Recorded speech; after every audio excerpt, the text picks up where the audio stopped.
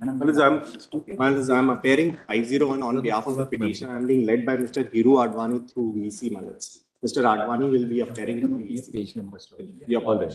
And what about the other matters? Who's appearing? I appear on behalf of 501. Respondent, my lord, I appear for the respondent in item 501. All right. And Mr. Solicitor, you I are am not a party, my lord, but I like to sought address? your lordship's Yes, indulgence to assist, my lord, because it's essentially an interpretation of Central Act, my lord, and it may have very wide ramifications, my lord. We are IA holders, we have filed IA because our matters are pending in the Supreme Court on the same issue. So you'll be addressing I the mentioned question that, of law. an intervention the other day, I mentioned to your lordship, that's also. So you are really interveners. We are intervening on the law, but as we will Yes. assist you. Intervention is over.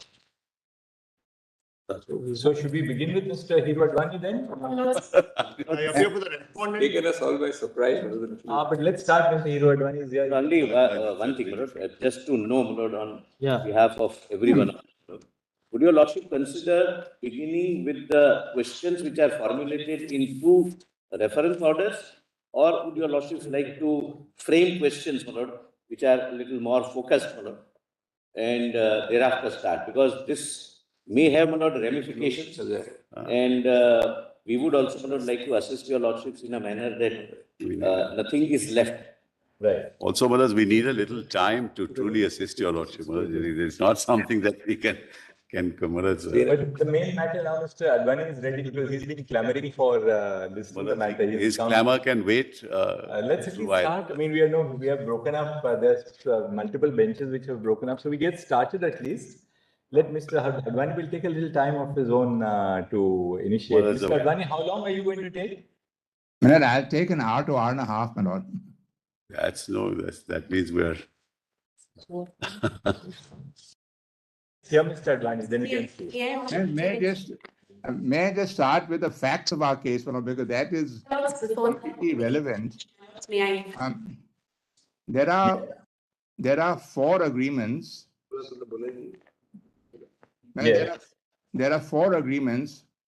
One is Before he starts on the merits, my lord, Lord, we may have to, my lord, file our compilations, etc., a little later because we are not as prepared as, my lord, I think that. No difficulty. Yeah, please. For all, my lord, whether Dr. To be honest, with your Not lordship. who agrees or not, but we had. Yes, yes. Of course, I told the court also.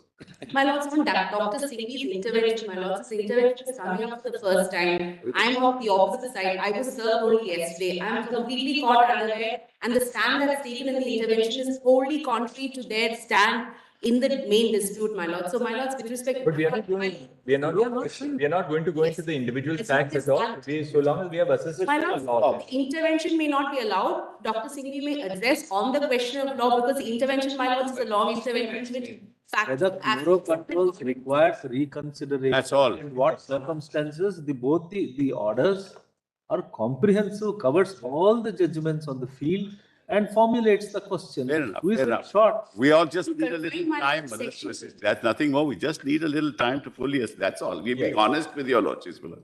But this suddenly it comes up. How do we lordships in this fashion? Here, Mr. Advani to start with. Mr. Advani, at least you start, then we'll see how the matter progresses because. Actually, please. And 501.1 is section 9 issue also, my lord. Well, we are not part in the arbitration agreement, but in section 9, the status quo order was passed against this.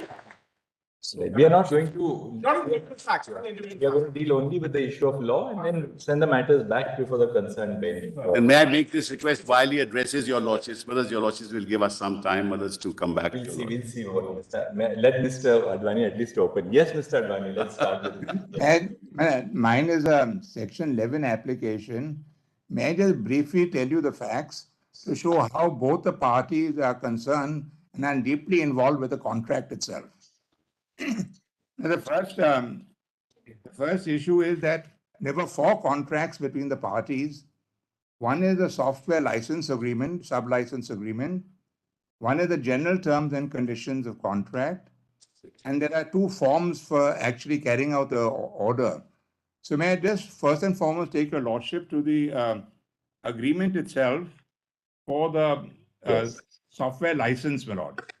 And if your lordship will see on page 33 of the paper book, under the heading proprietary information means with respect to SAP and SAP AG, we are trying to ask that both parties be joined in the arbitration, my lord. The license or the SAP proprietary information to SAP, the software and documentation, any other third-party software licensed with or as part of the software benchmark results, manuals, programs, dates, structures, flowcharts, logic diagrams, function specifications, the concept, techniques, ideas, and know-how embedded in expression software, and information reasonably identifiable as confidential and proprietary information of SAP or licensee or the licensor, including any part of the SAP of licensee proprietary information, which is or part becomes publicly available through no act or failure of the other party, or originally acquired by the other party from a source other than the disclosing party, becomes independently available. So then the second relevant clause for your lordship's consideration, your lordship will find on page 51 under the heading governing law. This agreement shall be governed by and construed in accordance with Indian law without reference to its conflict of law principles, subject to the provisions of section 11 above. Licensee consents to the jurisdiction of any court Just a second. PDF 70. Yes. They're sitting in the territory for all claims, suits, or actions arising under this agreement, including claims of payment due or under, or in connection with the licensee's use or possession of software and SAP or SAP AG proprietary information, and for enforcement of any award by an arbitrator under section 11 above. The provisions of the subsection 12.6 shall survive the termination of the expiration of the agreement. The United Nations Convention contracts for the international sale of goods shall not apply to this agreement. Very briefly, Miller, the facts were that SAP, although it's very well known and very famous for its accounting and HR software all over the world, they were trying something completely new called SAP Hybris for the travel industry. So we were part of the travel industry, and they approached us saying, look, you're doing your own portal. Our model is 90% aligned with you. In 6 months or to 10 months, we'll complete the whole job and we'll complete the portal for you. And then we agreed to do that. And then there was a rampant failure. So there's another GTC, which you'll find on page 181, which is the arbitration clause. And I accept that SAP AG was not a part of this arbitration agreement, had not signed the GTC, but the arbitration clause which we moved under was under page 181. Then, so the entire arrangement broke out. And if your lordships go straight away to page 399, as this is what happened. This is now from SAP AG Germany. They write to us, dear Vinayak, thank you for raising your concerns to me. I'm disappointed that the project crisis continues and that you're not getting adequate follow-through. Page 99. Page 399. 399. Just 1 second. Are there anyone Yeah. who 99 is not. Thank you for raising your concerns to me. I'm disappointed to hear that. Yeah, Mr. Advani, just 1 second. Anybody who is not still. 399. 399 is that In PDF. Annexure P10. Correct, man. Annexure P10, sir. You got Annexure P10?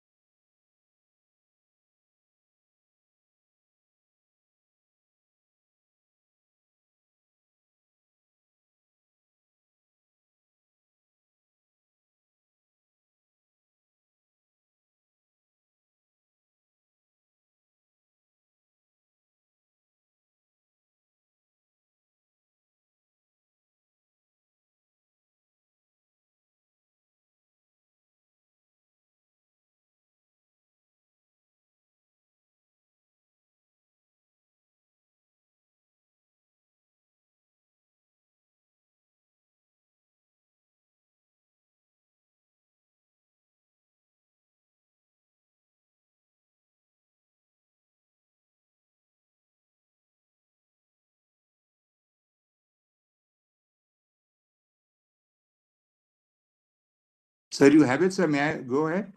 Yes. 1 minute, 1 minute. The page 399, Annexure P10. This is now an email from SAP.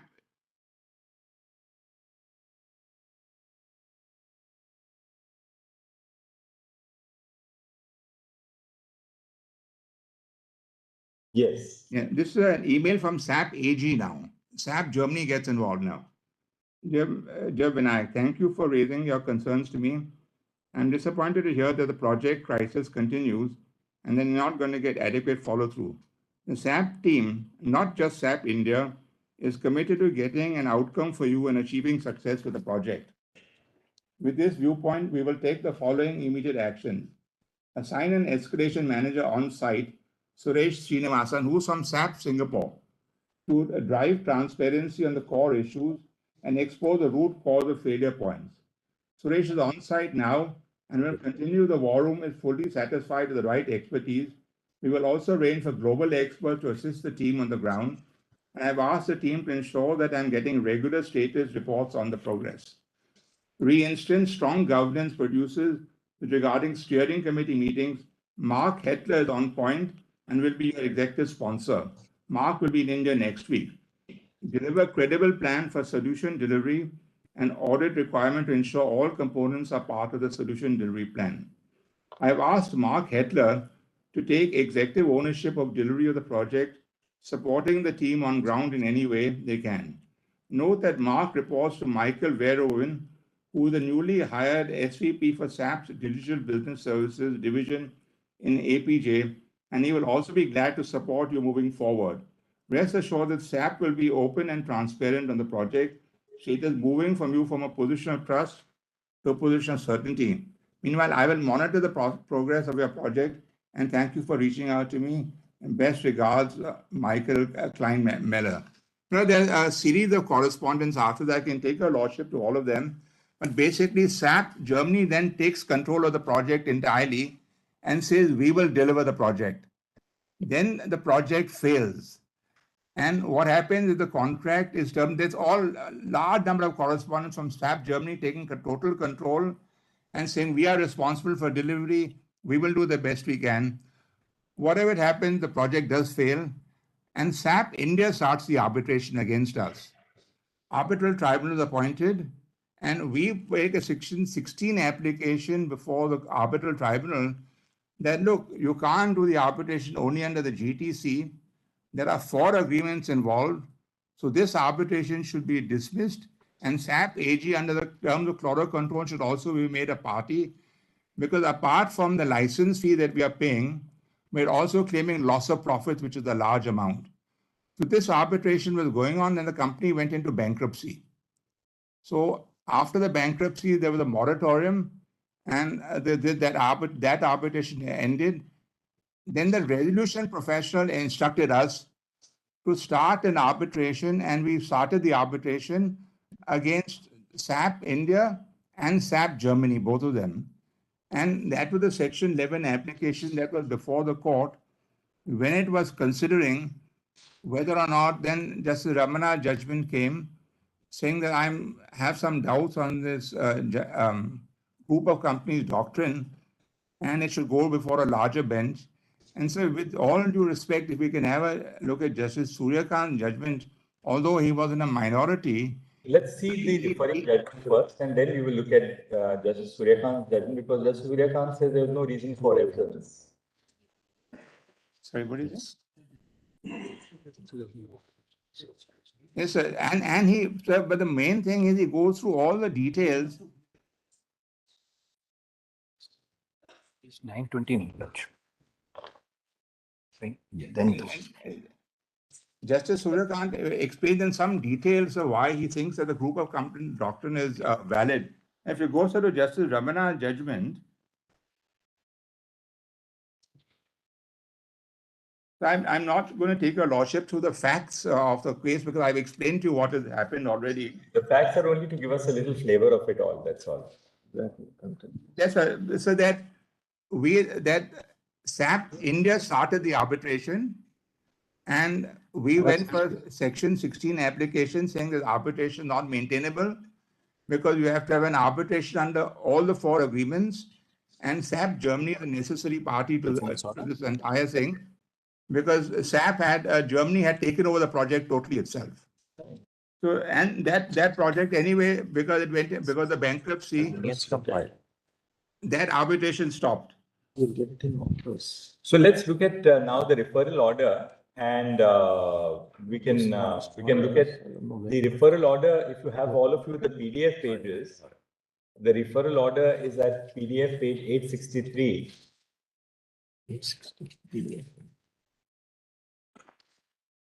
If we go straight away to Sir Justice Ramana judgment, Yes. from paragraph 16 onwards. 15 is enough. Page para 15 onwards. Paragraph 15 onwards. Arbitration is the creature of contract, which has been provided statutory backing under the Arbitration Act to usher in party autonomy. 1 second, just 1 second, 1 second, got it?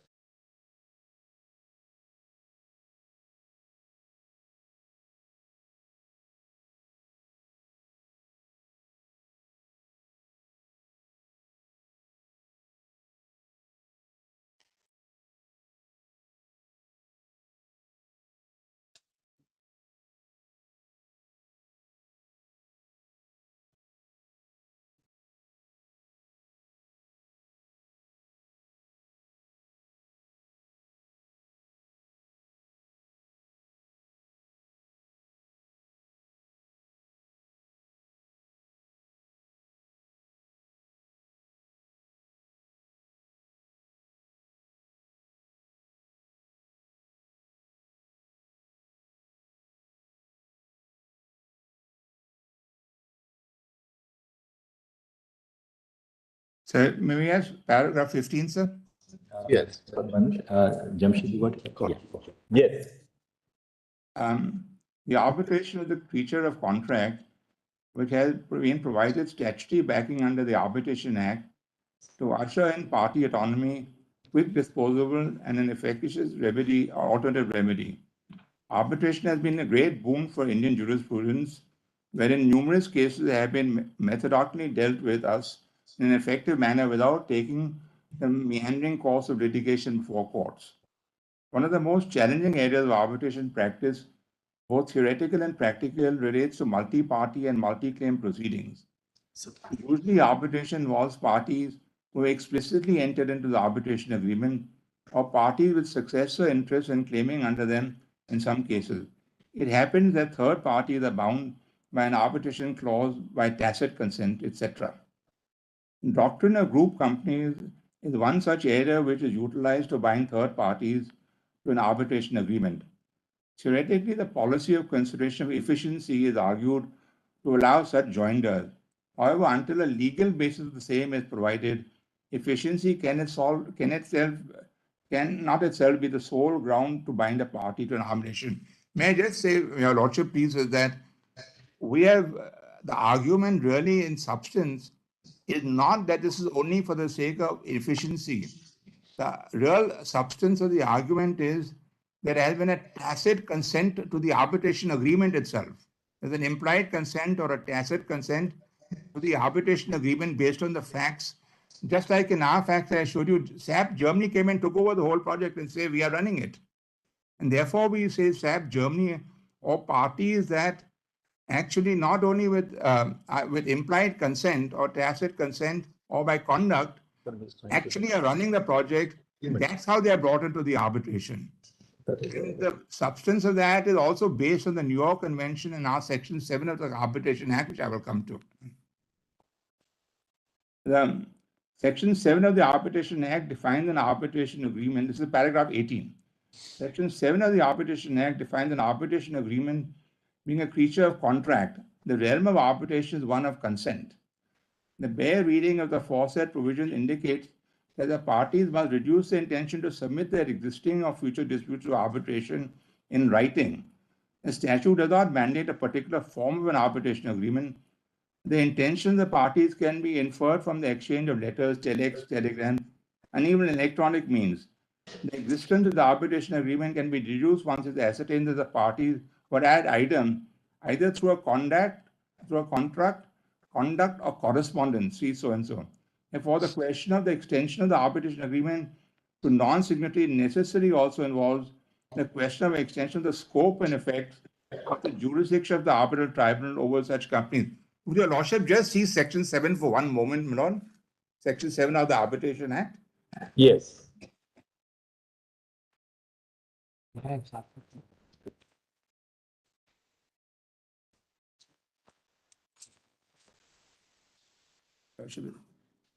Your lordship, let us see section 7(1).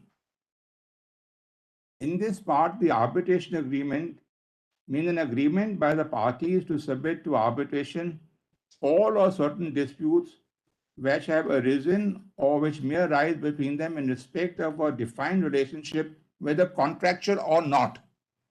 They have used a very wide expression, defined legal relationship, whether contractual or not.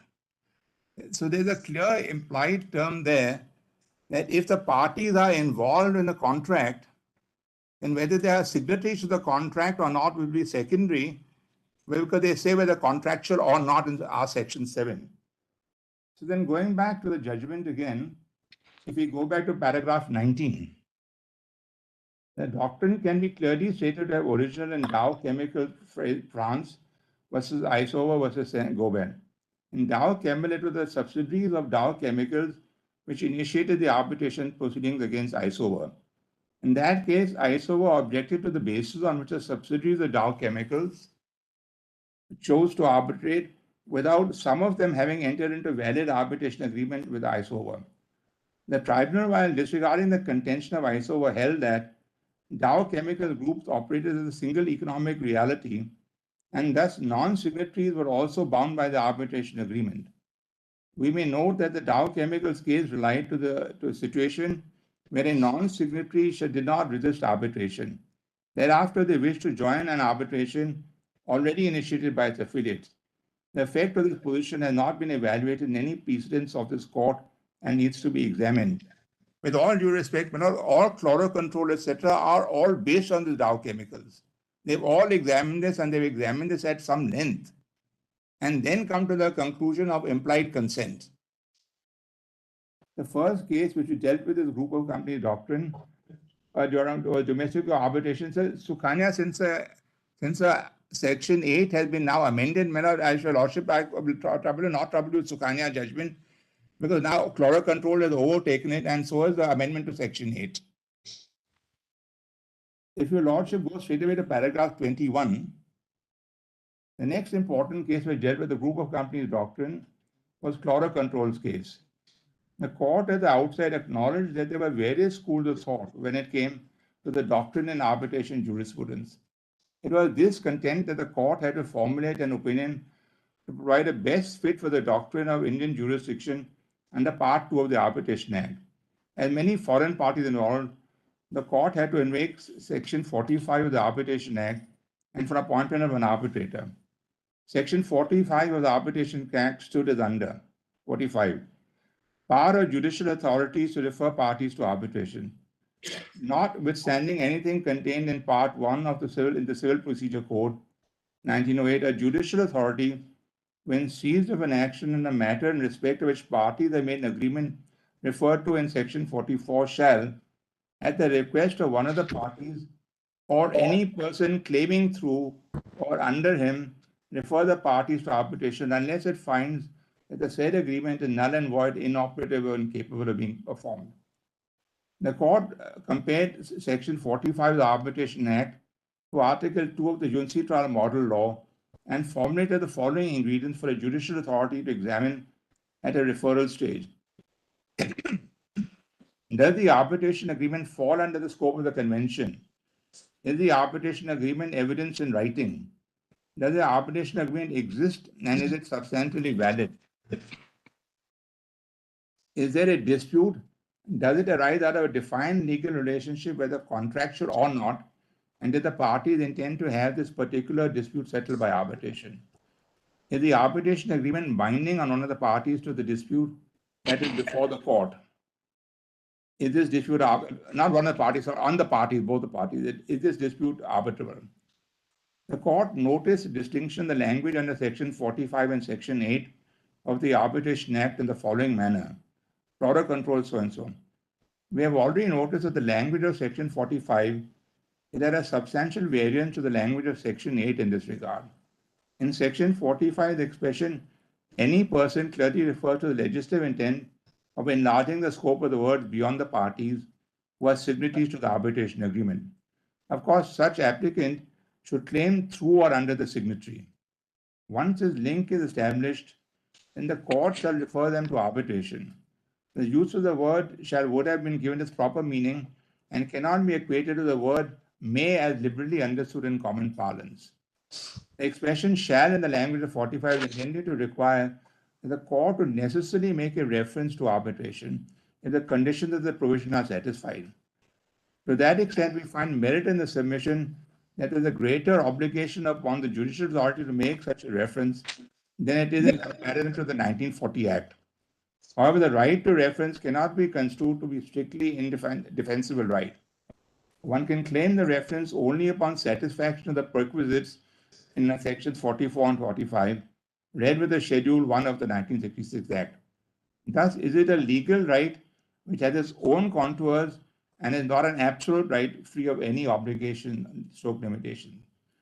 Normally, arbitration takes between parties who have from the outset between the parties to the arbitration agreement, as well as substantive contract underlining the agreement.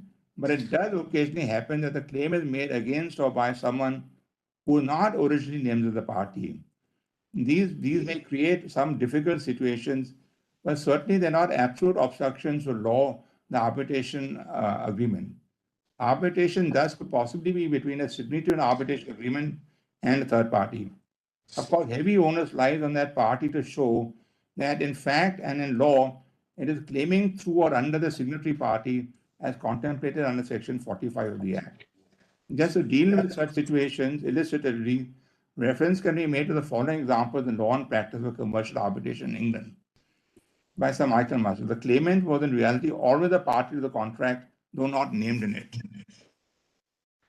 The claimant has succeeded by operation of law to the rights of the named party. The claimant has become a party to the contract in substitution for the third party, for the named party, by virtue of a statutory or consensual novation. The original party has assigned to the claimant either the underlying contract together with the agreement to arbitrate, which incorporates or the benefit of a claim which has already come to negation. Now, Lordship, we just turn back for a moment to item 1 of this on the previous page. The claimant was always in reality always a party to the contract, though not named in it. That, in my view, may not be the substance of the whole group of companies document. The party was all there, was always an implied consent to the contract to start with in the performance, in the termination, and right through the contract. So if that item number 1 is met, the other tests may not be applied. Simply if you fall under item 1, that you always intended to be a party to the contract, like in our case, SAP took over the contract and ran the contract. Totally.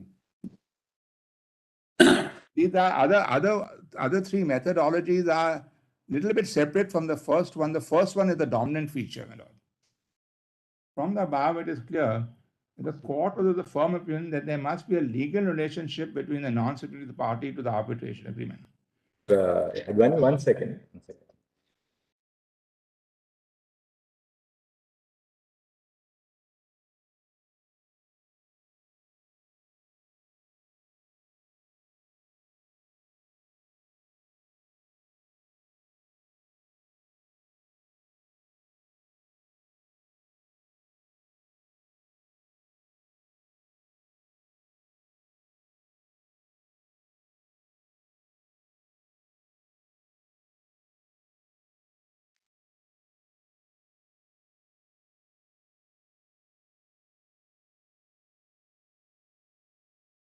But in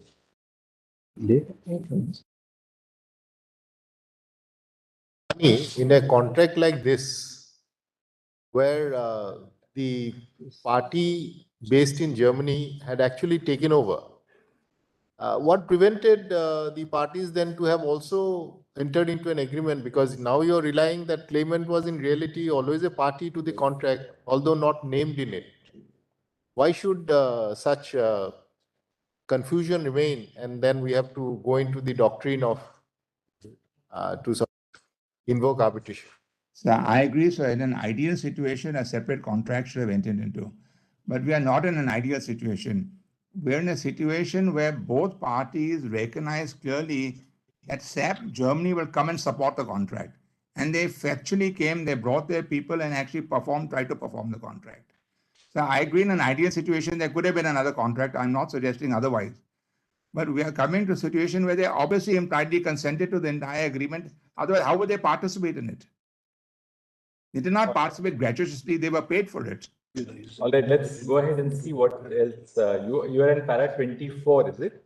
I finished 24, the para 25. 25, all right. 24, I just said, so point number 1 is the most important one of the implied consent. All right. Para 25. While expanding on the legal relationship, the Cotton Chlorocontrols case accepted the group of companies doctrine as sufficient basis to establish its legal relationship. However, while expounding on the ingredients of the doctrine itself, the court brought the intention of the party as to whether they would ad idem to treat a non-signatory as being party to the arbitration agreement. This postulation conflates a contractual understanding of the group of companies doctrine, which is all within the framework of arbitration without alluding to the contractual principles.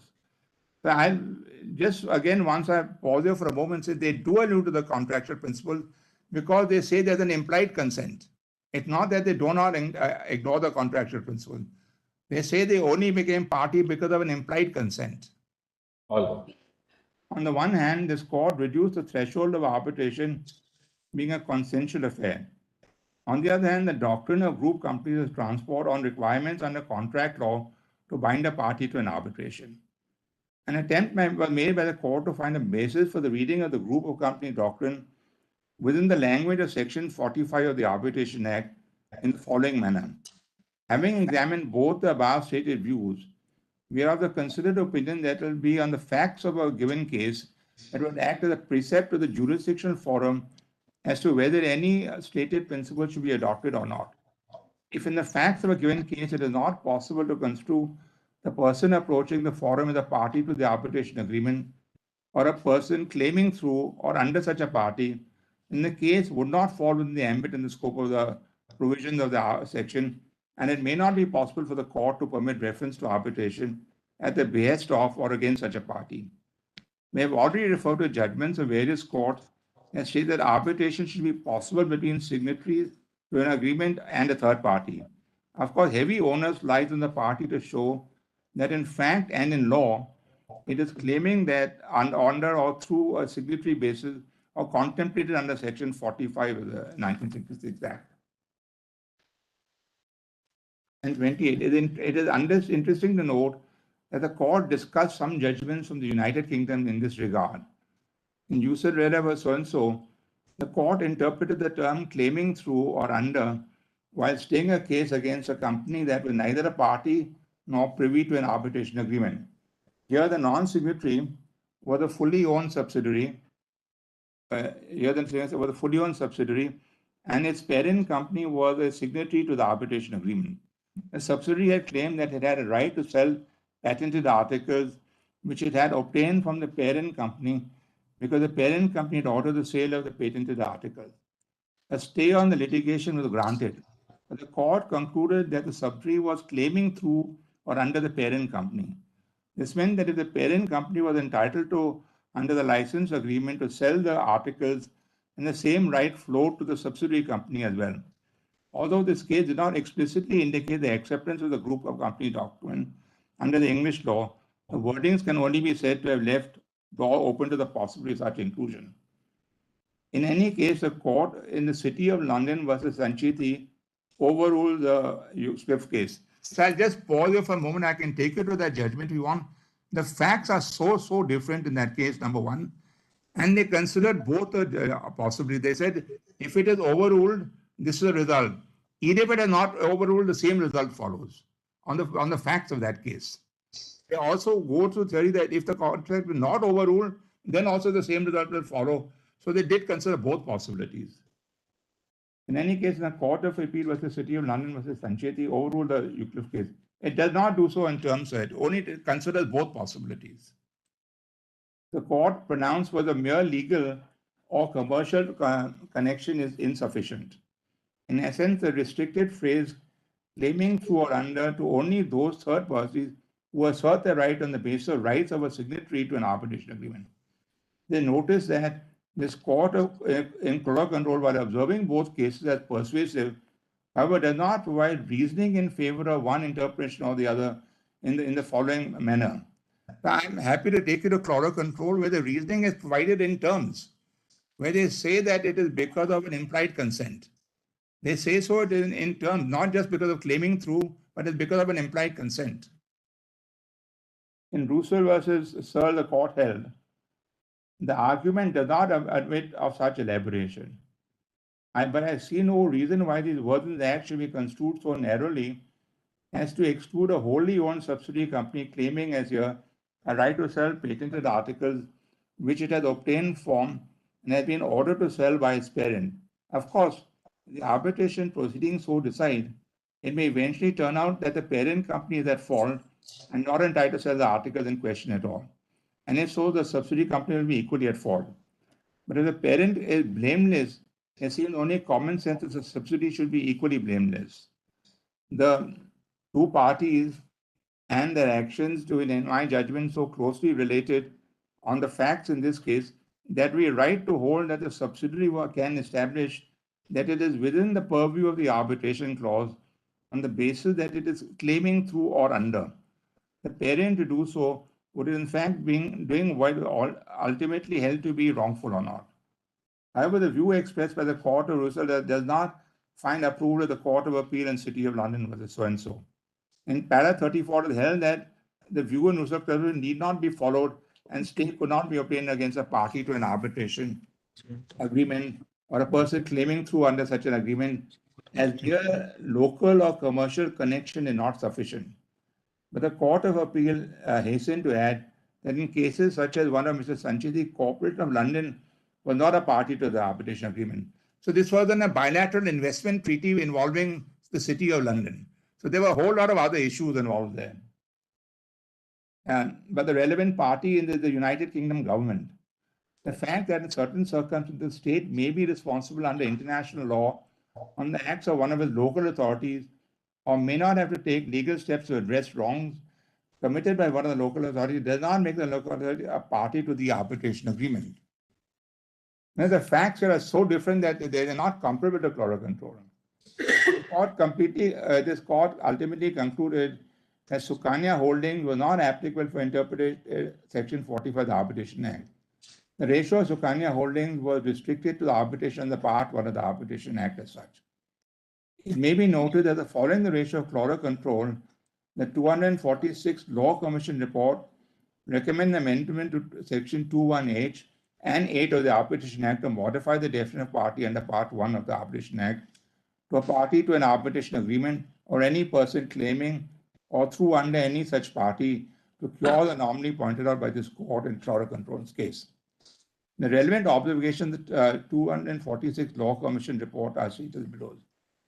It will thus be incongruous and incompatible with the consensual and agreement-based status of arbitration as a method of dispute resolution to hold persons who are not parties to the arbitration agreement to be bound by the same. However, then paragraph 62, however, a party does not necessarily mean only the signatory to the arbitration agreement. In appropriate context, a party means not just a signatory, but also persons claiming through or under such signatory, for instance, successor of interest, such parties, alter ego of such parties. This is particularly true in the case of unincorporated entities where issues of personality is usually a difficult legal question and raises a host of other issues. This principle is recognized by the New York Convention 1985, in which Article 2.1 recognizes an agreement between the parties in respect of a defined legal relationship, whether contractual or not. The same words used in our Section 7, sir, whether contractual or not, in our Section 7. The Arbitration Conciliation Act under Section 7 borrows the definition of the arbitration agreement from the corresponding position at Article 7 of Universal Model Law, which in turn borrows Article 2 from the New York Convention. However, the definition of the words party in Section 21H refers to a party to mean a party to an arbitration agreement.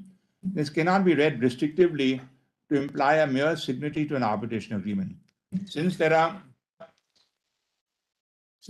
many situations and contexts where even a non-signatory can be said to be a party to an arbitration agreement. This was recognized by the Honorable Supreme Court in Collar Control, where the Honorable Supreme Court was dealing with the scope and interpretation of Section 45 of the Act, and in that context discussed the scope of the relevant doctrines and the basis of non-signatories which could be bound by the arbitration agreement, including in cases of interrelated contracts, group of companies, doctrine, etc. The interpretation given by the Honorable Supreme Court follows from the wording of Section 45 of the Act, which recognizes the right of a person claiming through or under a party to apply to the judicial authority to arbitration. The same language is found in Section 54 of the Act. This language is, however, absent in the corresponding provisions of Section 8 of the Act. It is similarly absent in other relevant provisions where the context would demand that a party also include the party claiming through or under such a party. To cure the anomaly, the Commission passed an amendment for the definition of the party under Section 21H of the Act. So I appreciate that Section 8 was amended and Section 21H was not amended. But if you look at the questions raised by Justice Ramana, that is not the issue he raises.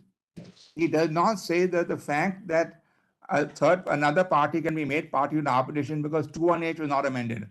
That is not the question raised in the judgment. Because the Law Commission itself said the party cannot be interpreted narrowly. It must include parties who are very closely related to the contract. And although Justice Ramana points out that 21H party definition is not changed, that is not the issue he raises finally for the court's consideration. I'll come to that as we go along, but I'm just pointing that out at this stage. We must here also state that the Law Commission did not examine an interpretation of claiming through or under, rather, it simply recognized that there may be a need to extend the same to arbitration under Part 1 of the Arbitration Act. With all due respect, if you see paragraph 62, that is not what the Law Commission says.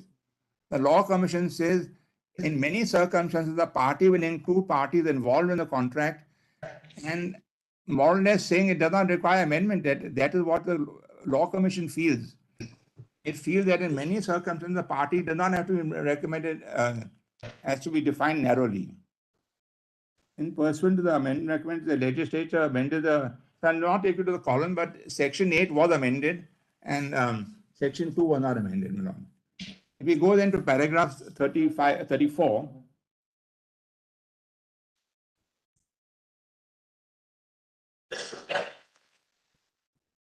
the 215 amendment brought in 4 amendments to Section 8.1. Firstly, the scope of the concept of the party has been expanded, including a person claiming through or under. Secondly, the amendment also clarified the scope of judicial interference, and the same is to be limited only to prima facie examination regarding the existence of the arbitration agreement. Thirdly, the cutoff for submitting an application under Section 8 of the Arbitration Act has been stated to be the date of submitting the first statement of the substance of the dispute. Fourthly, the aforesaid amendment shall apply notwithstanding the prior judicial precedent.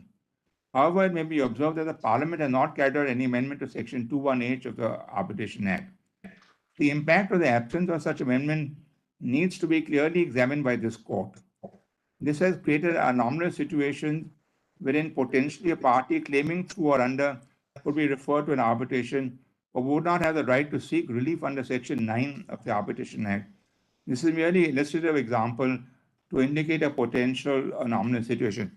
But Lordship has seen the question he framed. This is not the question framed in this judgment at the end.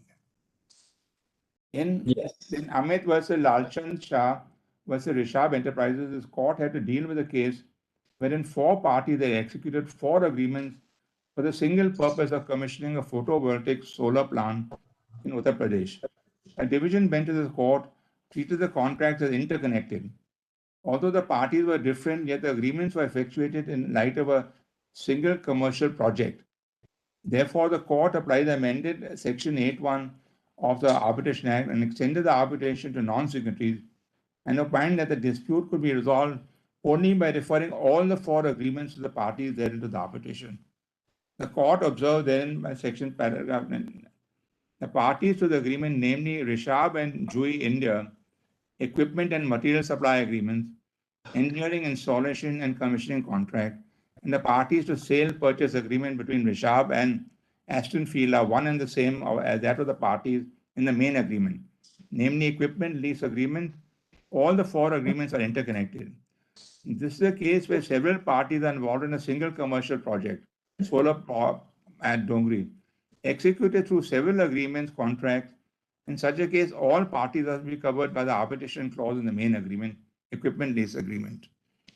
Since all the agreements of Rishabh with Jui India, Aston Field, and the purpose of commissioning the photovoltaic cell plant at Dongri Raksas district, Jhansi, Uttar Pradesh, the High Court was not right in saying that the sale and purchase agreement is the main agreement. The High Court, in our view, erred in not keeping in view the various clauses in all the three agreements, which make them an integral part of the principal agreement, namely equipment lease agreement, and the impugned order of the High Court cannot be sustained. The interpretation, 36, the interpretation of chloro control was further expanded by the three-judge bench decision in the court in Cheran Properties, the Kasuri Limited.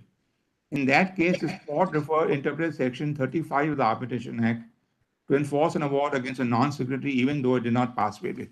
So if your lordships will have a quick look at Section 35 for a moment, it's a very short section.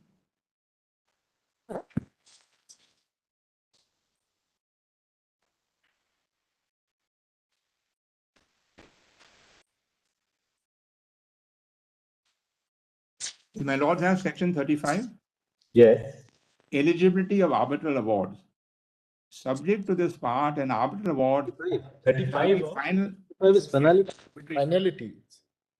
shall be final and binding on the parties and persons claiming under them respectively. Right. So that that Cheran judgment expanded this based on Section 5 and even permitted enforcement of an award against a party who was not even a party to the arbitration. For the purpose of enforcement, they permitted against a third party on the basis of claiming through, even though that party was not a party to the arbitration itself. Then this court in Reckitt, wherein the two-judge bench of this court refused to apply the group of companies doctrine, and the applicant failed to prove the commonality of intention of the respondents to be bound by the arbitration agreement. Keeping in mind and chloro controls, in other words, whether the indisputable circumstances go to show that the mutual intention of parties was to bind both the signatory as well as the non-signatory party, namely the respondent 1 and respondent 2 respectively, where the existence of an arbitration agreement between the applicant and the said respondent.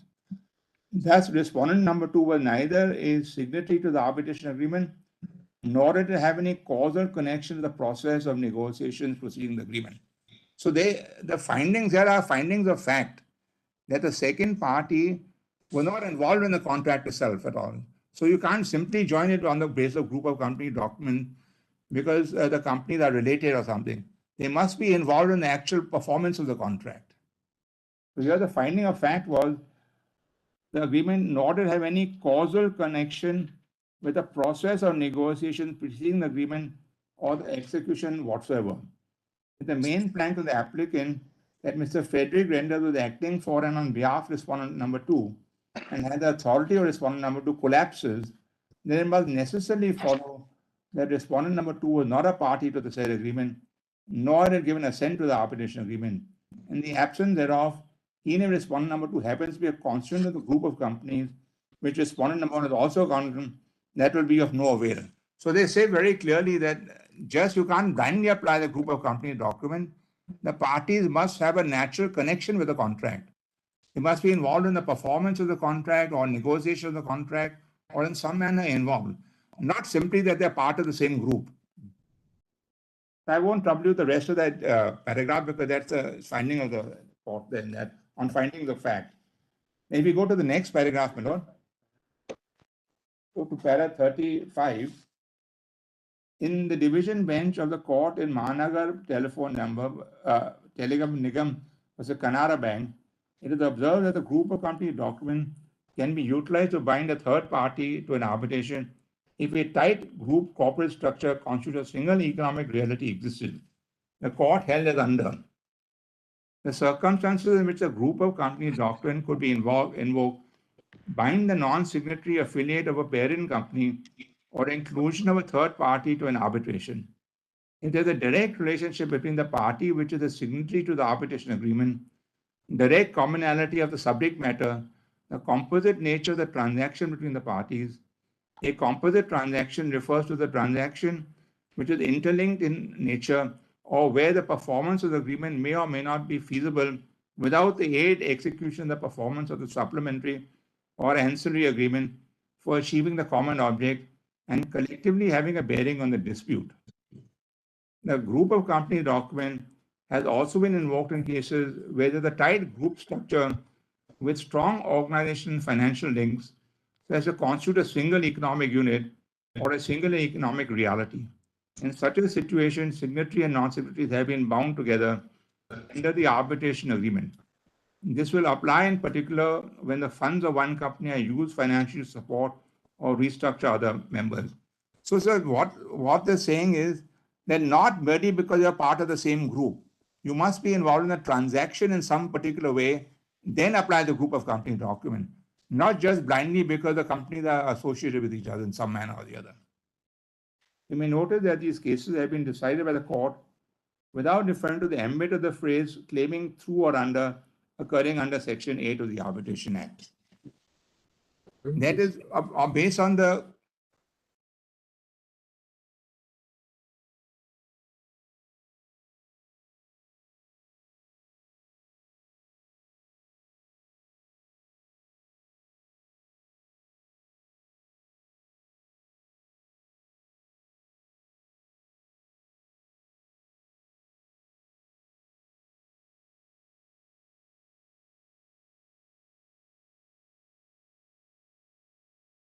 Yes, Mr. Advani. Yes. Yes, sir. Then, sir, all I'm saying is that the group company document is a wide phrase, but it includes the fact that there must be an involvement in the contract, not just simply that you are part of the same group. It has to go wider and say there's an implied consent to the contract and to the arbitration agreement. Justice Suryakant really refers to that when Justice Suryakant cites various judgments. He says it's not enough that you are really part of the same group or economic reality, but there has to be something more, either participation in the process of entering into the contract, or the performance, or the termination of the contract. So therefore, sir, what we were going to suggest that when you are considering a Section 11 application, you take a prima facie view. And the parties have a right to file a Section 16 application for the arbitrators to go into the details whether all the companies are involved or not involved, should they be a party, should they not be a party. So long as this court is satisfied prima facie there was an involvement of the non-signatory, then your lordship will leave it to the arbitral tribunal in under 16 to decide. And so anyway, reading the judgment, going to paragraph 36, the ratio of chloro control alludes to the subjective intention of the parties to be bound by the arbitration agreement, where the parties have clearly not been signatory to the agreement. Reconciling the two is difficult and requires exposition in this court.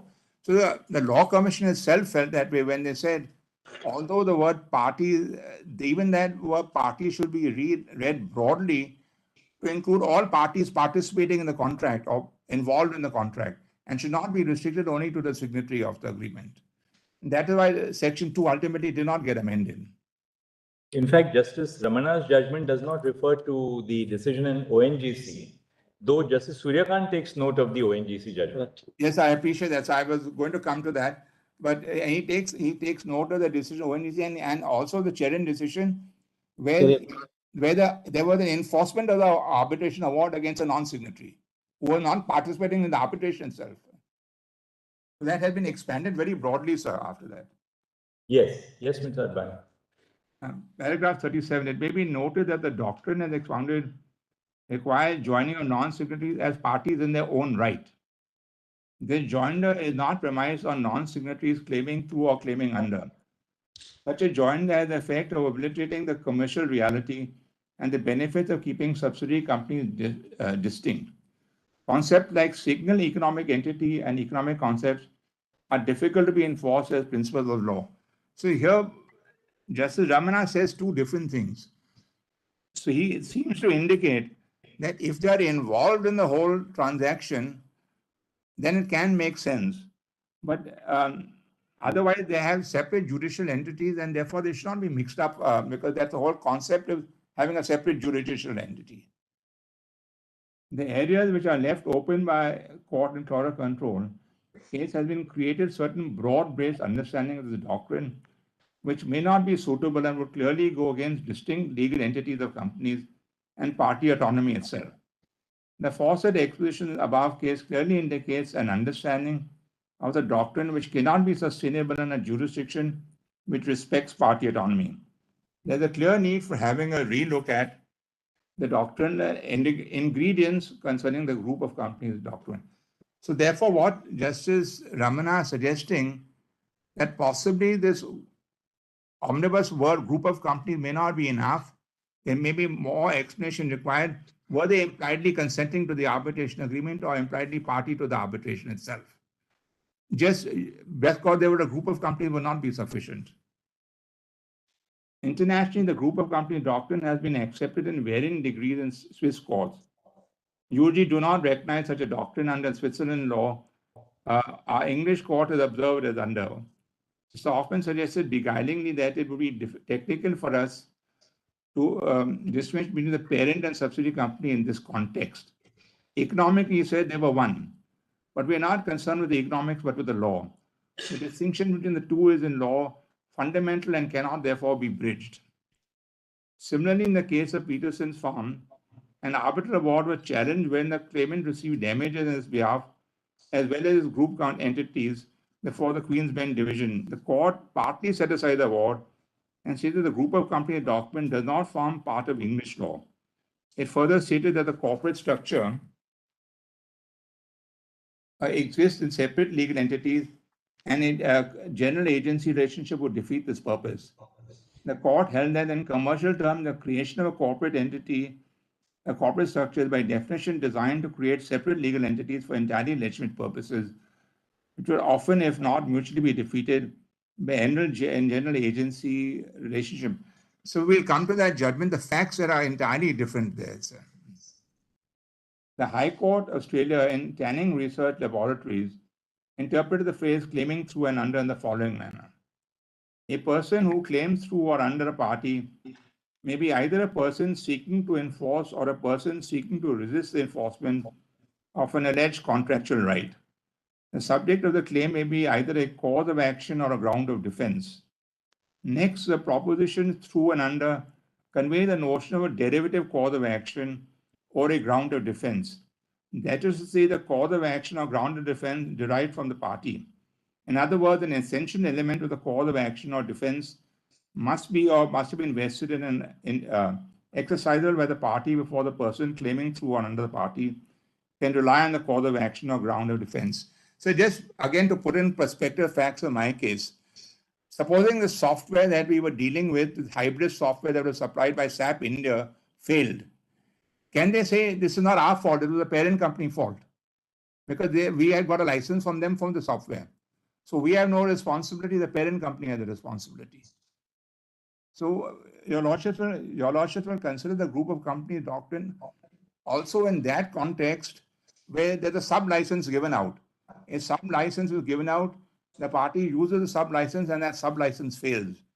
Can the parent company which owns the original license escape responsibility? In our case, factually, they came and said, no, we will fix the whole thing. And also that is, our case is much stronger. But there will be many cases of this sort where a parent company licenses the software and that or a patents a product and that patent or the license fails in the future. In the aforesaid case, a company and its creditors had entered into contract through having an arbitration clause. Subsequently, the litigation ensued and a question arose as to whether the liquidator of the company could rely on the arbitration clause. The court held that the liquidator must be a person who can claim through or under the company because the ground of defense and the cause of action he depends are vested on the company or are exercisable company. This meant that an essential element of cause of action or defense must be or have been vested or exercisable by the original party before the person claiming through or under the said party can rely upon. Your Lordship may say that in our view, this is a very narrow view taken. It's not that just because a liquidator came in the state of position. What if the licenses are owned by a parent company and then operated by a subsidiary in India or some other country, and that software completely fails or the patent is breached? Then the question of claiming through will definitely come through to it. Not just because the liquidator stood in the footsteps of the company. Viewed from a different angle, this court in Vidya Dole versus Durga Trading noted that the ambit of judicial interference under Section 8 and Section 11 are similar. Relevant observation in the court in the aforesaid case in relation to the power under Section 8 and Section 11 is as follows. Moreover, the amendment to Section 8 now rectifies the shortcomings pointed out in chloro control. And go and say, and with respect to the domestic arbitration jurisdiction issues concerning whether certain parties are bound by a particular arbitration under a group company doctrine or a good faith, etc., in a multi-party arbitration, is a complicated factual question which are best left for the tribunal to handle.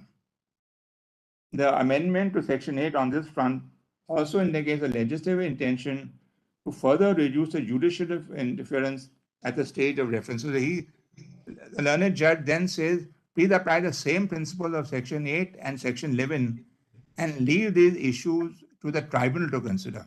So the court should only prima facie file a point of view that in my case, in SAP, Germany comes and takes over the whole project and says, no, we will sort it out and we will do it. Whether SAP Germany should be a party or not, prima facie appears to be there, and let the tribunal sort it out under Section 16 if they want. Courts, while analyzing a case under Section 8, may choose to identify the issues which require adjudication pertaining to the validity of the arbitration agreement. The court cannot rule on the invalidity of the arbitration agreement on a prima facie basis. Then the court should stop any further analysis and simply refer all the issues to the arbitration to be settled. And the learned judge said, Section 11, the principle should be the same. We have cognizance of the fact that the statutory language of Section 8 and 11 are different. However, materially, they do not vary, and both sections provide for limited judicial interference at reference stage as enunciated above. Sections 8 and 11 of the Act have same ambit with respect to judicial interference. The courts under Sections 8 and 11 has to refer a matter to the arbitration or to appoint an arbitrator as the case may be, unless a party has established prima facie summary findings, a case of non-existence of a valid arbitration agreement, by summarily portraying a strong case that is entitled to such a finding. In the aforesaid case of Vidya Dole, the court primarily delineated the threshold standard of reference to arbitration. The aforesaid case predominantly laid down when an application is made under Section 11 of the Arbitration Act, considering the scope of judicial intervention, the courts are only required to look into the prima facie existence of an arbitration. And with all due respect, now we suspect that is in our case, where we have shown facts that SAP Germany came over and took over the contract totally. Then your lordship will leave the rest to the arbitral tribunal to decide whether they are appropriate party or not. The aforesaid case predominantly dealt with the scope of judicial interference at the referral stage. However, this court did not have occasion to explore the jurisprudential possession of the group of company documents required ingredients to refer a non-signatory to arbitration, especially the scope of judicial reference at the stage of Sections 8 and 11 of the arbitration needs to be relooked, considering the ambit of unamended Section 2(1) of the Arbitration Act. Your lordship will see that what the the Law Commission recommended, that the party should not be defined narrowly before recommending when they say it cannot be defined narrowly and will depend on the facts of each case. If there are non-signatories involved in the contract, in any case they're involved, so they can be parties to it. So whether the definition of party itself was changed or not should not make any difference to the group of company doctrine, which is based on implied consent to the arbitration agreement. An arbitration agreement may be binding on parties, whether signatories or non-signatories, provided there is sufficient legal basis to bind them. Most legal basis for binding non-signatories to the arbitration agreement are of a contractual origin, like agency etc., jurisprudence has shown that arbitration being a creature of contract does not very well did not sit very well in binding non-signatories. Expounding on the same, Professor William Park, in one of his key works, captured the dilemma while attaching a non-signatory to the arbitral process as under. For arbitration motions, to join non-signatories to create a tension between the two principles, maintaining arbitrators' consensual nature and maximizing an award's practical effectiveness by binding related persons. Pushed to the limit of the logic, each goal points in an opposite direction. Resolving the tension usually implicates the two doctrines discussed below, implied consent and disregard of corporate personality. The term non-signatory remains useful for what may be called less than obvious parties to an arbitration clause, individuals and entities that never put pen to paper, but still should be part of the arbitration unless the circumstances of the relevant under the circumstances of the relevant business relationship. The label does little harm if invoked merely for ease of expression to designate someone whose right or obligation to arbitrate may be real but not self-evident. More significantly, the fact that a non-signatory might be bound to arbitrate does not dispense with the need for an arbitration agreement. Rather, it only means that the arbitration agreement takes its binding force to some circumstances other than the formality of signature. It is evident from the discussion above that the group of company doctrine must be applied with caution, and mere fact that a non-signatory is a member of the group of affiliated companies will not be sufficient to claim extension of the arbitration agreement to the non-signatory. In this context, Gary Bond notes as under group of company doctrine. Another significant but controversial basis for binding non-signatories to an arbitration agreement is the group of company doctrine. Under this principle, non-signatories of a contract may be deemed parties to associate the arbitration clause based on factors which are often roughly comparable to the relevant and alter ego analysis. In particular, where a company is a part of a corporate group is subject to the control or controls of a corporation affiliate that has constituted a contract and is involved in the negotiation or the performance of that contract. Then that company may, in some circumstances, invoke or be subject to an arbitration clause contained in the contract, notwithstanding the fact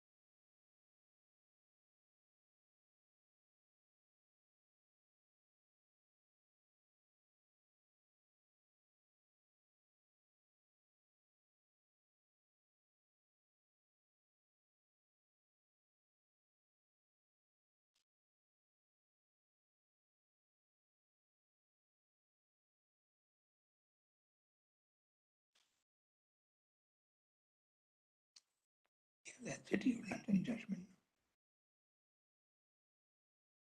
Without.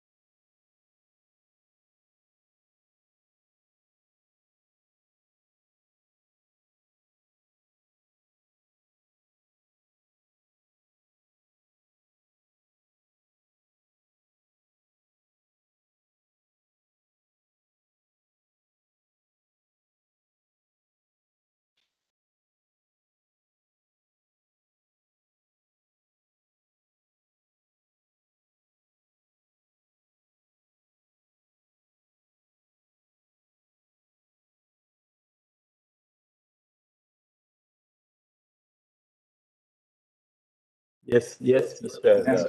I Sorry for the diversion. Yes. No, I appreciate it. I was halfway through paragraph 46. When it says, unlike other bases for binding a non-stipulated arbitration agreement, such as agency, alter ego, estoppel, third-party beneficiary, or assignment, the group of company documents developed specifically in the arbitration context and is not typically invoked outside that context. At least thus far, the group of company document has also been explicitly accepted in only a limited number of jurisdictions, in particular discussed below France. In part of that reason, the doctrine has been given rise to substantial controversy. May I just stop here for a moment, my Lord?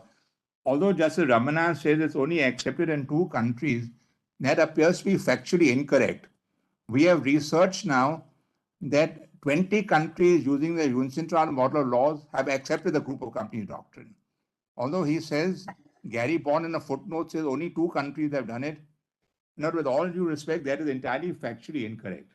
He goes on to say Gary Bond also refers in footnotes 222 and 223 to the fact that only a small number of jurisdictions, France and India, appear to have applied the group of company doctrine in the context of international arbitration and to the prevalent criticism of a group of company doctrine. So I'm quite happy. I will, at the end of this, provide you with a note showing, in fact, 20 countries have accepted it.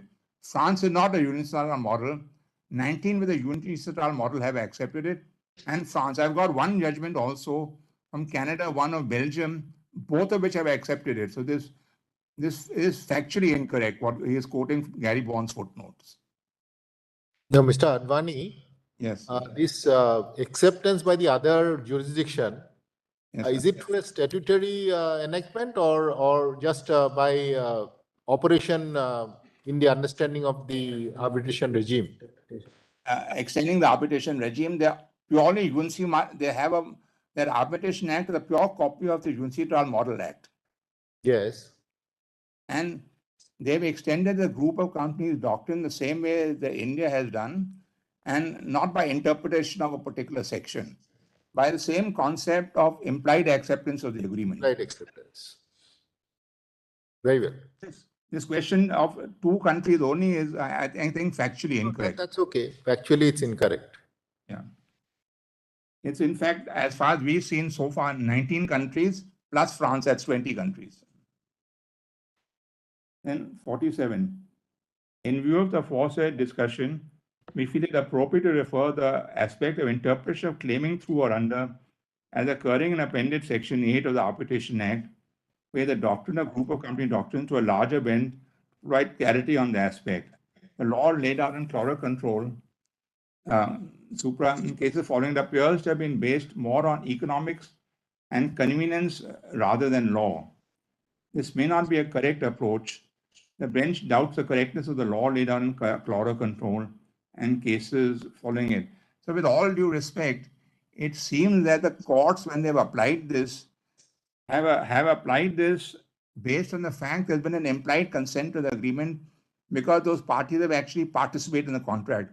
Otherwise, some contracts which are multi-contract arbitration, you'll be running 10 and 12 arbitrations for the same cause of action. And it's probably in 10, 12 jurisdictions. This may not be a correct approach. The bench doubts the correctness of the law laid down in Cloro Control and supra and cases following it. On a different note, we are cognizant that a reference to a larger bench should not be made in a casual and cavalier manner, and we see that the question raised herein are fundamental to the arbitration practice in India and have a large-scale representative. It's fundamental to international arbitration also, not just to India, my lord, and not confined to India only. In this context, we deem it appropriate to refer the matter to a larger bench as a threshold laid down by Shah Faisal versus Union of India stands adequately satisfied. In view of the aforesaid discussion, we deem it appropriate to refer this matter to a larger bench to expound on the intricacies of the group of company doctrine and answer the following questions. Whether the phrase claiming through or under in sections 8 and 11 could be interpreted to include group of companies doctrine. So what the learned judge does not refer, he does not say that because section 2 is not amended. He does not go into that controversy that should it be the bench whether section 2, the definition of party not being offended, should be referred to a larger bench. He confines it to the amendments to section 8 and 11, the claiming through or under. And whether the group of company doctrine as expounded by Cloro Control, supra and subsequent judgments are valid in law. So with all due respect, all of the judgments talk about implied consent. They gave the whole basis of the law, the implied consent. If your lordship permits me, I'll take you to the Lordship Suryakant's judgment also. That Yes. frankly answers all these issues. We'll have to look at Justice Suryakant's judgment. Yes. May I take you to that, sir? Yes. I've had the advantage of going through a scholarly and self-speaking order prepared by the Honorable Chief Justice, doubting the correctness of the three-judge bench of the court in Cloro Control versus Sven Trust Water Purification, and formulating the question of the law to be determined by a larger bench. But at the outset, I concur the contours of the group company doctrine needs to be settled by a larger bench. My thoughts are oriented in favor of the doctrine as an integral part of Indian arbitral jurisdiction for the reasons assigned below. The questions which have fallen for consideration in this case are whether the parent company of a respondent company 1, namely respondent 2, should be joined in the arbitration petition, regardless of the fact that the petitioner had entered into a SAP software end user license agreement and SAP's enterprises support schedule with only the subsidiary. Petitioner sought greenfield solutions for its e-commerce problems for which respondent number 1 provided its hybrid solution system. Over time, disputes arose between the parties during this phase. The petitioner had requested respondent number 2 to mediate between the parties. However, the parties could not be resolved. So we never asked them to mediate. We told them this is not working. Then they said we'd form a different global team, will come and do the job here. So the mediation came much later towards settlement. But the initial reaction was, look, this whole hybrid system that you've given us is not working. The mediation is not quite accurate because that comes much subsequently. However, the disputes could not be resolved. Subsequently, the petitioner initiated arbitration proceedings and sought to bind respondent number 2 to the proceedings, even though the said respondent not a signatory to the arbitration agreement. On the issue of whether respondent number 2 may be roped into arbitration pending between the petitioner and respondent number 1, Honorable Chief Justice has noted that the basis under Indian law for joining non-signatories to arbitral agreement has been a group of companies doctrine. While discussing holdings in Flora Control and Cheran Properties versus Honorable Chief Justice felt it necessary to revisit certain aspects of the decision and determine whether the manner in which they have invoked the group of companies document within Indian jurisdiction is consistent and sound. Honorable Chief Justice has eruditely analyzed the sustainability of the group of company doctrine and inter alia pointed out the following. 1. The application of the group of company document in Flora Control relies on the intent of parties to include a non-signatory to the arbitral proceeding. However, the court in that decision failed to adhere to the contractual principle on the basis of which such intent is interpreted. Joinder or non-signatories is based on the notion of a single economic unit, ignores commercial reality and the importance of treating different parties within the same group of companies as separate legal entities. Following Flora Control, there has been an expansion of the group of company doctrine. A broad inspection of the doctrine is at odds with the principle of party autonomy. The line of the judgment by this court in beginning of Flora Control seemed to be premised more on convenience and economic efficiency in resolution disputes rather than a consistent and clear legal doctrine which respects party autonomy and intent. The phrase claiming through or under, as prescribed in Section 8 of the Arbitration Act, as amended by the Arbitration Amendment Act 2016, may not be a legitimate basis for leading group of companies doctrine into Indian law, origin of the group of companies. So we have repeatedly said that it's not the issue of claiming under, it's the fact that they have agreed, implicitly agreed to the agreement. That is the doctrine. Not just the words claiming under, but because they've implicitly agreed and participated in the contract. The group of company doctrines has generally been invoked by courts and tribunals and arbitrations to either extend the arbitration agreement or bind a non-signatory affiliate of the contracting parties to the arbitration clause. As the name suggests, when arbitration agreement is entered into by one of the companies in a group, the other members of the group may be bound by the arbitration agreement if the facts and circumstances, including the conduct of the parties, indicate that the true intention of the parties was to bind the signatories as well as the non-signatories. So I feel that is the strongest statement, whether there was a true intent to bind them and they participated in the contract. The group of company doctrine first espoused explicitly by the arbitral tribunal in Dow Chemicals versus Isover St. Doven. The International Chamber of Commerce thereafter tribunal opined that the scope and effect of the arbitration agreement should be determined on the basis of common intent of the parties as ascertainable from the circumstances related to the conclusion, performance, and termination of the contract. The tribunal then determined that the Dow Chemical Group had not attached any significance to which of them performed the distribution agreements with Saint-Gobain. The common intent of all the parties was they be playing a role in the performance of the contract. The tribunal further held that the companies within the Dow Chemical Group had acted as a single economic reality or unit, and that the non-signatories of the distribution agreement with Saint-Gobain would be bound to the arbitration agreement regardless whether they had performed the contract. The tribunal in Dow Chemicals had laid down the elements which are required to track the group of company document, which read as follows. Irrespective of the distinct judicial identity of each of us members, a group of companies constitutes one and the same economic reality of which the arbitral tribunal should take account when it rules on its own jurisdiction. Considering that the tribunal shall accordingly determine the scope and effect of the arbitration clauses in question, and thereby reach its decision regarding jurisdiction by reference to the common intent of the parties to these proceedings, such as it appears in the circumstances that surround the conclusion and characterize the performance and later termination of the contracts in which they appear. Considering in particular that the arbitration clause expressly accepted Performance and termination. Sorry. Considering in particular that the arbitration clause expressly accepted by certain of the companies of the group should bind other companies which by virtue of their role in the conclusion, performance or termination of contracts containing the said clauses and in accordance with the mutual intention of all parties in the proceedings appear to have been veritable parties to these contracts or to have been principally concerned by them and by the disputes at which they may give arise. And group of company documents in foreign jurisdictions. It is important to recount the evolution of the group of company documents in France and other jurisdictions in order to understand some visible anomalies that have emerged in the Indian context. The practice by courts and tribunals in terms of usage of the group of company documents has gravitated towards being a fact-intensive exercise.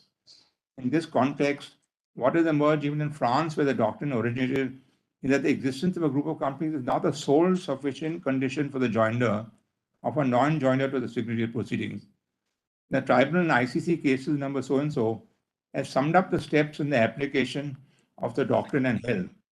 Although the existence of a group is the first condition of joining a third party to the arbitration proceedings, it is also necessary to determine the party's actual intention at the time of the facts, or at the very least the intention of the non-signatory third party. Final award in ICC case number so-and-so elaborated as follows. The extension of an arbitration agreement to a non-signatory is not a mere question of corporate structure or control, but rather the use of the non-signatory's participation in the negotiations, conclusion, or performance of the contract, or its conduct towards the other party that the arbitral tribunal can refer. So each of these is or. It's not each of these ingredients have to be there.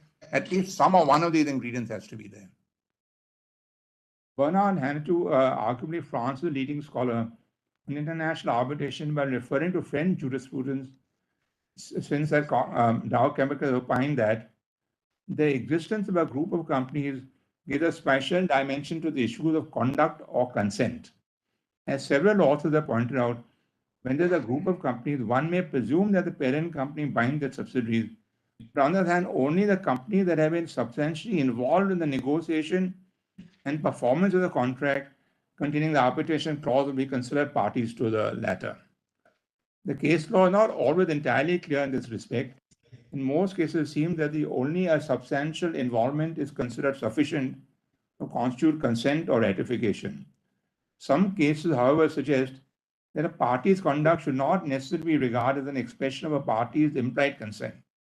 Rather, a party's substantial involvement in the negotiation and performance of the contract and the knowledge and the existence of the arbitration clause have a standing of their own as a substitute for consent. Thus, the relevance of the group of company document in the jurisdiction of origin is that of being a special lens which parties' intentions are interpreted. The existence of a closed group structure would only be one of the considerations when determining the implied consent of the third party to operate. Subsequently, the French court decisions have taken a similar stance. In so-and-so, the Cour de Cassation reiterated the requirement of involvement of the third party in the performance of the main agreement in order to be bound by the arbitration agreement contained therein.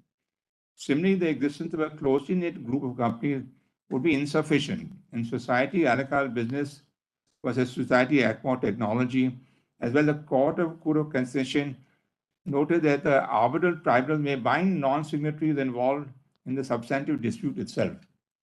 In yet another ICC award, the tribunal held there is no general rule in French international arbitration law that would provide that non-signatory parties of the same group of companies would be bound by an arbitration clause, whether always or in determined circumstances.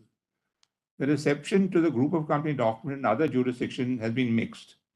The Swiss federal law rejected the group of company doctrine, but has accepted that a third party may implicitly consent to be bound into arbitration in certain circumstances. In general, the involvement of the non-signatory in the performance of the contract will be interpreted as intent to be bound to the arbitration agreement. However, this requires an active involvement which shows clear and unambiguous intent, thus setting a high threshold for a third party to be joined. The Swiss sentiment vis-à-vis the group of companies doctrine is mirrored by the British jurisprudence, where there has been an unequivocal rejection of the doctrine.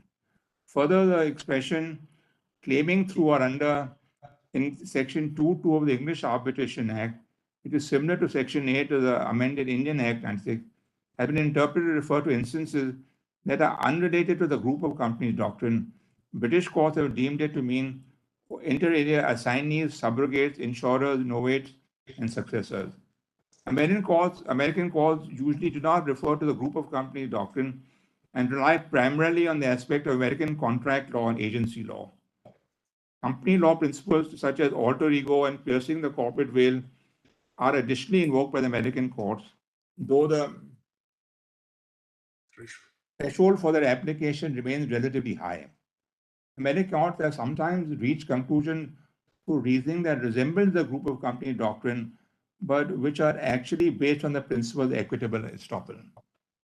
The common theme among all these jurisdictions is that each of them has negotiated a compromise with a formalistic requirement of explicit assent through a signed contract. In other words, these jurisdictions have moved away from the need for explicit consent in each and every instance and have instead attempted to identify constructive consent via examination of the actions of the parties when the circumstances of the case requires it.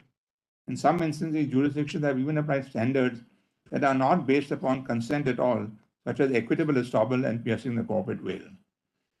Evolution of the group of doctrines, company doctrine in India. Indian arbitral jurisprudence with respect to a binding non-signatory to an arbitration agreement has seen considerable transformation. In Sukanya Holdings versus Jagesh Pandya, certain disputes had arisen between multiple parties relating to the same transaction. However, not all the parties were signatories to the agreement containing the arbitration clause. The court, therein relying upon the unamended Section 8 of the Act, held that it would not be possible to refer to the non-signatories to arbitration. Thereafter, in Indo-Wind Energy versus Westacre, this court interfered with the order of the Madras court, which allowed the application under Section 11 of the Act and joined Indo-Wind to the proceedings, even though Indo-Wind was not a signatory to the agreement. This court, while allowing the appeal, held the very fact that the parties carefully avoided making Indo-Wind a party, and the fact that the director of Subhuti, who was director of Indo-Wind, was careful not to sign the agreement as on behalf of Indo-Wind, shows that the party did not intend that the Indo-Wind should be a party to the agreement. Therefore, the mere fact that Subhuti described Indo-Wind as its nominee or as the company promoted by it, or that agreement was purportedly entered into by Subhuti on behalf of Indo-Wind, will not make Indo-Wind a party. In the case of ratification, approval, adoption, or confirmation of the agreement dated 24/2/2000 by Indo-Wind. With utmost respect, it appears that the court in Indo-Wind adopted a rigid and restrictive understanding of the Act. In order to hold that a third party cannot be subject to the arbitration proceedings, the two-judge bench placed undue emphasis on the issue of formal consent. However, as noticed earlier, several jurisdictions have recognized that formal consent to an arbitration agreement is not sine qua non to adduce the mention of a third party to the bound to an arbitration agreement. In fact, certain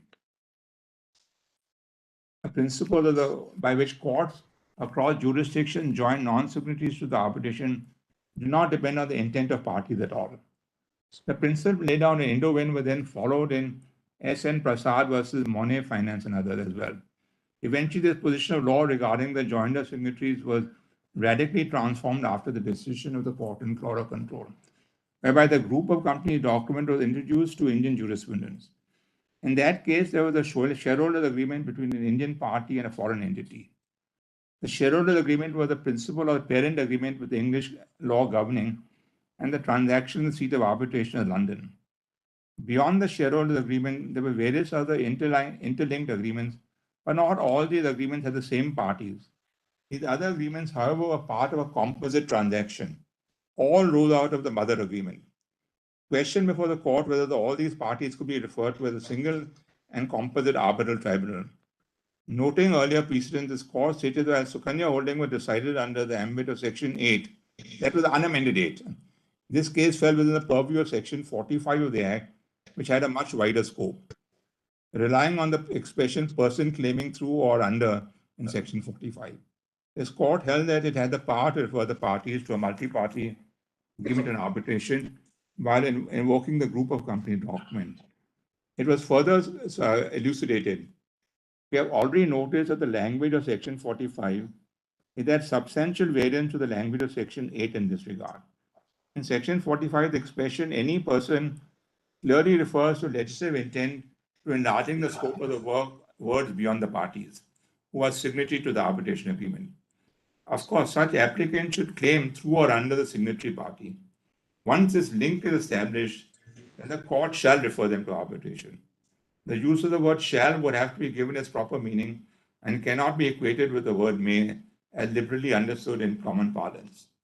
The expression shall in the language of 45 is intended to require the court to necessarily make a reference to arbitration if the conditions of the provision are satisfied. To that extent, we find merit in the submission that there is a greater obligation upon the judicial authority to make such reference than it was in the comparison to the 1940 Act. However, the right to reference cannot be construed strictly as indefeasible right. One can claim reference only upon satisfaction of the prerequisites of Section 44 and 45, read with Schedule 1 of the 1966 Act. Thus, it is a legal right which has its own contours and is not an absolute free of any obligations or limitation. In other words, intention of the parties is a very significant feature which must be established before the scope of arbitration can be said to include the signatory as well as the non-signatory party. A non-signatory or third party, which could be subjected to arbitration without their prior consent, this would only be in exceptional cases. The court will examine the exceptions from the touchstone of direct relationship of the party signatory to the arbitration agreement, direct commonality of the subject matter, and the agreement between the parties being a composite transaction. The transaction should be of a composite nature where the performance of the mother agreement may not be feasible without the aid and execution and performance of the supplementary ancillary agreements for achieving the common object and collectively having bearing on the dispute. Besides all this, the court would have to examine whether a composite reference of such parties would serve the end of justice. Once this exercise is completed and the court answers the same in the affirmative, the reference of even non-signatory parties would fall within the exception aforesaid. To give legislative effect to the decision of Chloro Control, the Law Commission in its 246th report made the following recommendation. The interpretation given by the Supreme Court follows the wording of Section 45, which recognizes the right of a person claiming through or under to apply to a judicial authority to refer the parties to arbitration. The same language is also to be found in Section 54 of the Act. The language is, however, absent in the corresponding provision of Section 8 of the Act. It is similarly absent in other relevant positions where the context would demand that a party also include a person claiming through or under such a party. To cure this anomaly, the Commission proposed an amendment to the definition of party under Section 2H of the Act. The legislative wisdom did not amend the definition of Section 2(1)H of the Act, but Section 8 of the Act was amended through Section 3 of 2016, which now reads as follows.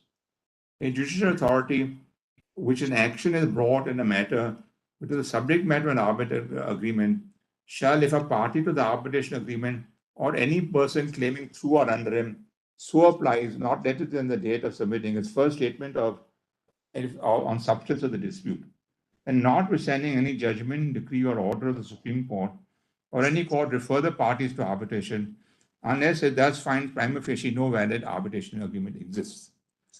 Following this post-amendment provision, the group of company document in Indian context was further expanded by a 3-judge bench of this court in Cheran Properties.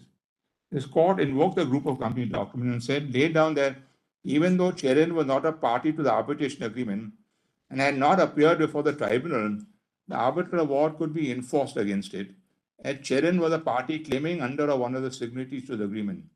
Speaking on the importance of the doctrine in modern commercial transactions, the court held that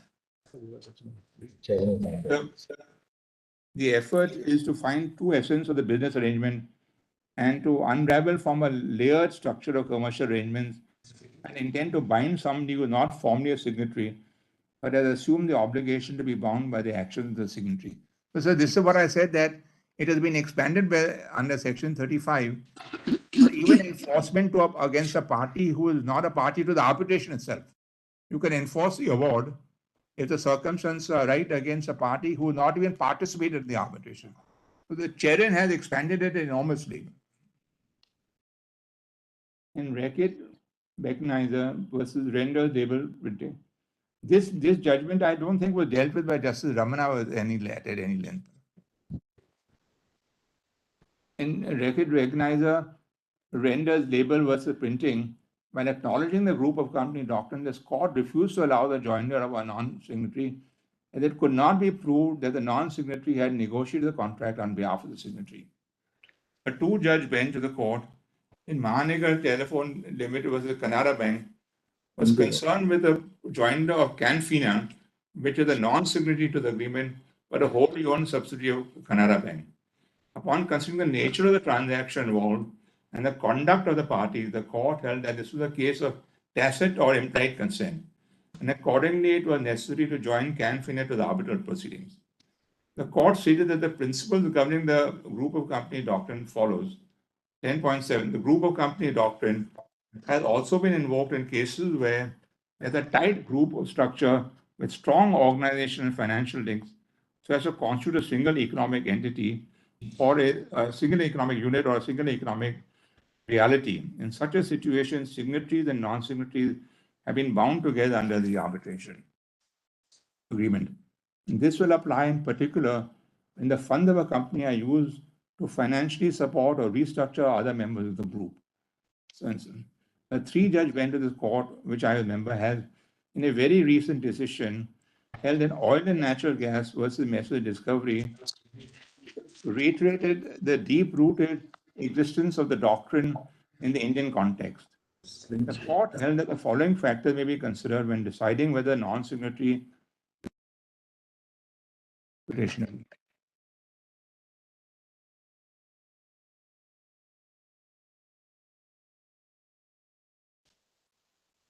Yes. Reading paragraph 27, sir, a three-judge bench of this court, in which I was a member, has in a very recent decision in oil and natural gas company versus Messrs Discovery Enterprises, reiterated the deep-rooted existence of the doctrine in Indian context. The court held that the following factors may be considered when deciding whether a non-signatory company within a group of companies will be bound by the arbitration agreement. 1. The mutual intent of the parties. 2. The relationship of a non-signatory to party which is a signatory to the new agreement. The commonality of the subject matter, the composite nature of the transaction, and the performance of the said contract.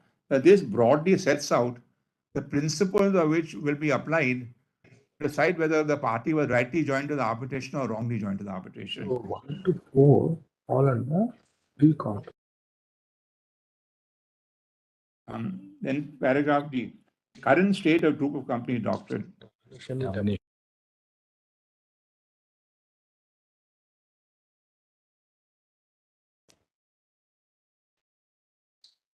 Yes, Mr. Advani. I'm muted. We can hear you, Mr. Advani. Sorry, sir. What I'm saying, so these are the 4 principles which are set out here, 5 principles, which really are the essence of the document. The mutual intent of the parties, the relationship of a non-signatory to party, which is a signatory to the agreement, the commonality of the subject matter, the composite nature of the transaction, and the performance of the contract. This sums up the group of company document. These 4 or 5 elements, or some of them are available, then they should be joined as a party. Current state of group of company doctrine. At the outset, it must be candidly acknowledged that certain inconsistencies do exist in the terms of judgments of this court regarding the underlying basis of the group of companies doctrine. For instance, in chloro control, the court seemed to adopt contradictory positions in terms of when a party may be bound to the arbitration agreement. On the one hand, the court emphasized on the intention of the parties to include a non-signatory party, But on the other hand, it went on to hold that the non-signatories may be added to the arbitration proceedings without their consent in exceptional cases. Thus, it seems that while Floro Control places a premium on the intent of the parties, it also advocates taking on equity-based approach to discard intent completely if so required in the interest of justice. In Mahanagar Telephone, the court had applied the group of companies document where a tight structure with deep financial organizational links existed between the signatory and non-signatory to the extent where they constitute a single economic unit. Such an approach has a tendency to overlook the principle of separate legal entity and seems to dispense almost entirely with intent and or consent of parties. It is also worth noting that in Cheran Properties, this court enforced an award against a party that had not even participated in the arbitral proceedings by relying on the phrase persons claiming through under them. In Section 35 of the Act, this presents the highest expansion of the group of companies doctrine, whereby a party is bound to the final award itself on the basis of the doctrine without having a chance to present its case or defending itself in the arbitral proceedings. The court in Reckitt Beckneiser fixed a higher threshold of evidence of the group of company doctrine to apply as compared to the earlier judgments. Finally, in ONGC, the court has upheld the necessity for a deeper probe to determine whether the doctrine is attracted in the facts and circumstances of a given case. This leads to questions regarding which standard of proof must be fulfilled for the doctrine. An overall analysis of the above cited judgments reveals an unwitting but nonetheless discordant note with implicit contradictions. However, in my humble view, the appropriate response to such an uncertainty would be an authoritative determination of the contours of the doctrine rather than the wholesale uprooting it from the Indian arbitration law altogether. It is important to note that the doctrine has now traveled reasonable distance in Indian law.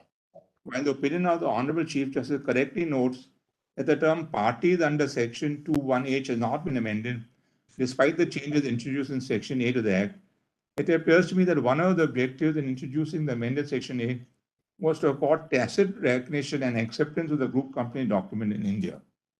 It may also be noted that the question as to which entities are parties to the arbitration agreement is usually left to the judicial discretion, especially when there's a limited statutory guidance. That the perception regarding the questionable sourcing of the group of company doctrine from the wording of Section 8 of the Act does not imply that it is barred from the Indian arbitration law. Undoubtedly, the courts have judicial discretion to invoke and apply doctrine to Indian arbitral proceedings. The earlier analysis of the interpretation of the group of company doctrine fortifies that, when formulated in its most modern sense, it does not affect the separate legal entity principle in company, how Gary Vaughan notes in his doctrine. Ordinarily, means of identifying the party's intentions which does not disturb or affect the legal personality of the entities in question. Rather, as usually formulated, the group of companies doctrine is akin to the principles of agency or implied consent, whereby the corporate affiliations among distinct legal entities provide the foundation for concluding that they were intended to be parties to the arbitration agreement, notwithstanding their formal status as non-signatories. Commentators have observed the same distinction between the group of companies doctrine and the veil-piercing principles. It therefore appears that the correct interpretation of the doctrine does not disturb or affect the separate corporate form of different entities within a group of companies. Neither does the act of piercing the corporate veil necessarily cause a separate legal entity of the third parties to collapse. In this context, corporate law doctrines such as piercing corporate veil and alter ego are a means by which to identify fraudulent activity by a non-signatory, which will then provide the legal justification for application of group of company doctrine to bind them and non-signatory to the arbitration. This is a departure from the single economic reality approach, which views the entire group of companies as a single entity and overrides the separate legal personalities of different members of the group. Thus, in this approach, the separate legal form of the parent company remains undisturbed, and the application of veil piercing or alter ego is merely for identification of duplicitous acts of a third party, which would then lead to application of the group of companies doctrine to bind them to arbitration. The function of this is to identify parties which have no actual intent to be part of the arbitration and deliberately use the corporate form as a shield to avoid being subject to the arbitration proceedings. For such scenarios, a formal intent-based approach to group of company doctrine may be insufficient to address the dispute. From the analysis above, it appears that joining a third party to the arbitration based on the convergence of a group of companies as a single economic unit is no longer the norm under the group of companies doctrine. Instead, the standard is premised primarily on implied consent drawn from the acts and conduct of the entity within the group of companies. Where a closely knit group of companies exists, the interpretation of a third party intent to be bound to the arbitration will be construed from the facts and circumstances specific to that group and the manner in which it functions. This maintains the separate legal personality of the non-signatory and joins it to the arbitration proceeding on the basis of implied acceptance to be bound. It must be emphasized that the doctrine is an exception to the general rule of arbitration. However, where the facts of the case indicate that the intention of the parties was to bind the non-signatory, the courts, after exercising due care and caution, will be justified in invoking the doctrine to do substantial and complete justice. After the 2016 amendment to the Act, the court has continued to acknowledge and apply the doctrine to exceptional cases. When all of these factors are viewed in consonance, it emerges that the doctrine was found to be firm footing in Indian jurisprudence. This is not without reason. On a practical front, the doctrine is a means of grappling with the complex multi-party business transactions, which necessarily involve more than two parties, even if these additional parties do not finally and formally sign the contract. To that extent, the doctrine helps to ensure the arbitration as a dispute resolution mechanism is able to adapt to this reality. Failure to do so would make the arbitration an ineffective dispute resolution forum, as parties which are important for the complete and proper resolution of dispute will be left out of the adjudication. The doctrine also ensures that multiplicity of proceedings are avoided. A party may be involved in the negotiation and even performance of the agreement, but still be able to circumvent the arbitral process on the ground that it did not sign the contract. Such a party then would have to be proceeded against in court. There are additional benefits of having the group of company doctrines in Indian jurisprudence. These arise from the peculiar circumstances and manner in which Indian businesses transact with each other and establish commercial relationships.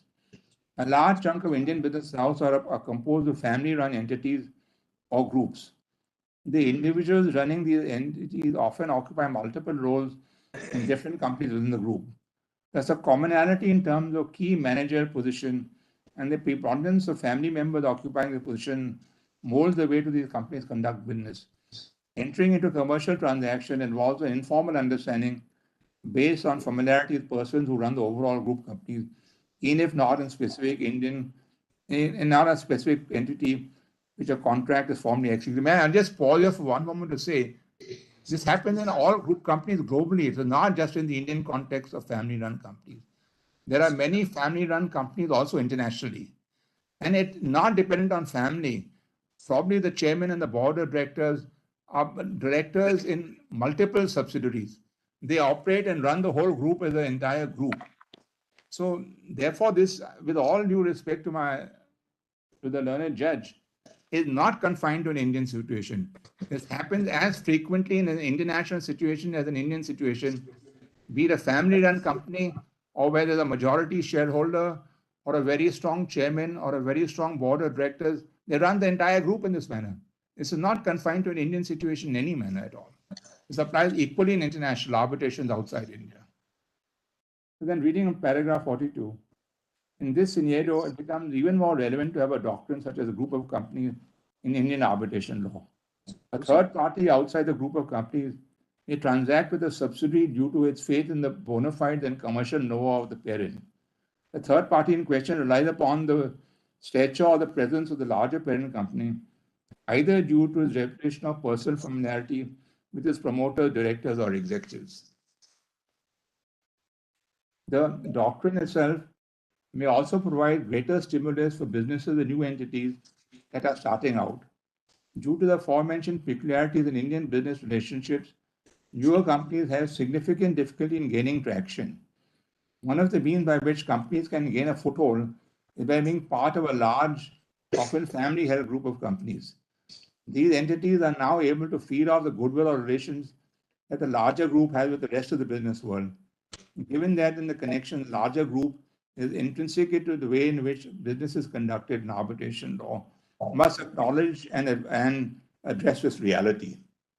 In fact, the tribunals have already recognized the reliance that is often placed by a group company on the conduct of a non-signatory parent company when entering into the agreement with a subsidiary. The tribunals in Petro Alliance Services versus Mr. Advani, should we continue after lunch? We are now almost towards the end of the judgment. We read the judgment, now you can make your submissions based on the law, on the bare text of the statute, and then. Just with your lordship, one other Ontario court judgment on this. Yes, we'll come back at 2:00. You also have your lunch.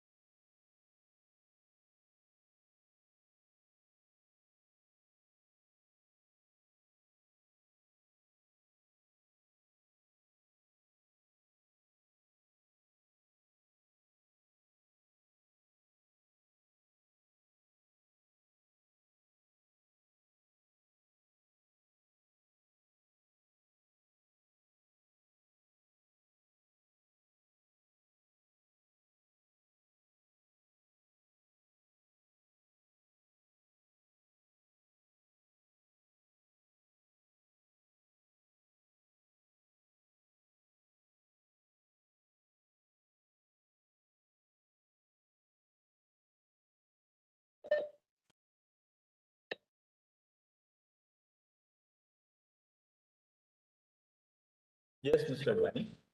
Yes, sir. I was on paragraph 33 of the judgment. Yes. Just to complete it, it may also be noted that the question as to which entities are parties to the arbitration agreement is usually left to the judicial discretion, especially when there's a limited statutory guidance. There's a perception regarding the questionable sourcing of the group of company doctrine from the wording of Section 8 does not imply that it is barred from Indian arbitration law. Undoubtedly, the courts have judicial discretion to invoke and apply the doctrine in Indian judicial arbitration, in Indian arbitral jurisprudence, sorry. The earlier analysis on the interpretation of the group of company doctrine fortifies, and when formulated in its most modern sense, it does not affect the separate legal entity principle in company law. Gary, as the doctrine, You read already. Already read 34, Gary Bond we read. oh, sorry, sir. You are actually 35, I think. So just paragraph 35. It therefore appears that the current interpretation of the doctrine does not disturb or affect the separate corporate form of different entities within a group of companies. Neither does the act of piercing the corporate veil necessarily cause the separate legal entity of the third party to collapse. In this context, corporate law doctrines such as piercing the corporate alter ego are means by which to identify. Mr. Advani, we read 41 also about, the family-run businesses, and then I'm sorry, sir. I got my mark wrong. only to India, but it also applies across the world. 42 completed. We'll go to 43 now. We'll go to 43, sir. I'm sorry, sir. The doctrine itself may also provide greater stimulus for business with new entities that are starting out. Due to the aforementioned peculiarities in Indian business relationships, newer companies have significantly difficulty in gaining traction. One of the means by which such companies can then gain a foothold is by being part of a large, often family-owned group of companies. The new entities are then able to feed off the goodwill or relations that larger companies have with the rest of the business world. Given that the connection to larger groups is intrinsic in the way in which business is conducted, arbitration law must acknowledge and address this reality. In fact, the tribunals have already recognized the reliance that is often placed by a company upon the conduct of the non-signatory parent company when entering into the agreement with a subsidiary. The tribunal in so-and-so, under the aegis of Arbitration Institute of Stockholm and Chamber of Commerce, is a prime example of international arbitration grappling with this issue. Therein, the Arbit Tribunal noted that the Yukos Oil, with its Wyeth action, had created an expectation in the mind of Petro Alliance that was willing to and ready to back up, step into the places of its subsidiary YNG, with which Petro Alliance had entered into a contract. While there were several factors that contributed to the decision of the tribunal to bind Yukos to the arbitral proceedings, the most relevant takeaway for our purposes is the manner in which the tribunal enunciated the theory of trust that exists under Swedish contract law. The important consideration of the theory is similar to the company law principles, such as an alter ego is not the actual intent of the party as a non-signatory, may be acting duplicitously or to represent itself as the driver of the contract while avoiding any liabilities arising from it by not signing the contract. Hence, what the theory examines is that the intent the non-signatory has conveyed to a reasonable party in the same position as the contracting entity. The decisive factor is the extent to which the contracting party has placed trust in the other party reasonably and on the basis of non-signatory action. To clarify, the wholesale adoption of Swedish theory of trust into Indian law is not being advocated. Rather, the notion of how we may apply the group of company doctrine in situations when non-signatory parties are acting in a fraudulent or deceitful manner can be addressed by examining the impression that was conveyed to the contracting parties by the third party. This is the addition to the already well-established principles of piercing the veil and alter ego. This may also address a legitimate critique of chloro controls and Cheran properties that despite placing an emphasis on legal standards of intent, the court eventually resorted to the principles of equity, commercial, economic expediency to apply a group of companies doctrine in those cases. Conclusion. In view of the above discussion, respectfully, I am of the opinion that the questions that are sought to be referred to a larger bench deserve further elaboration. With all humility at my command, the following substantial questions of law also arise for authorities for determination by a larger bench in addition to the conjunction with those formulated by the Honorable Chief Justice. It seems to have started today. Yeah. Yes. A, whether the group of company doctrines should be read into Section 8 of the Act or whether it can exist in Indian jurisprudence independent of any statutory provision. Whether the group of company doctrine should continue to be invoked on the basis of the principle of single economic reality.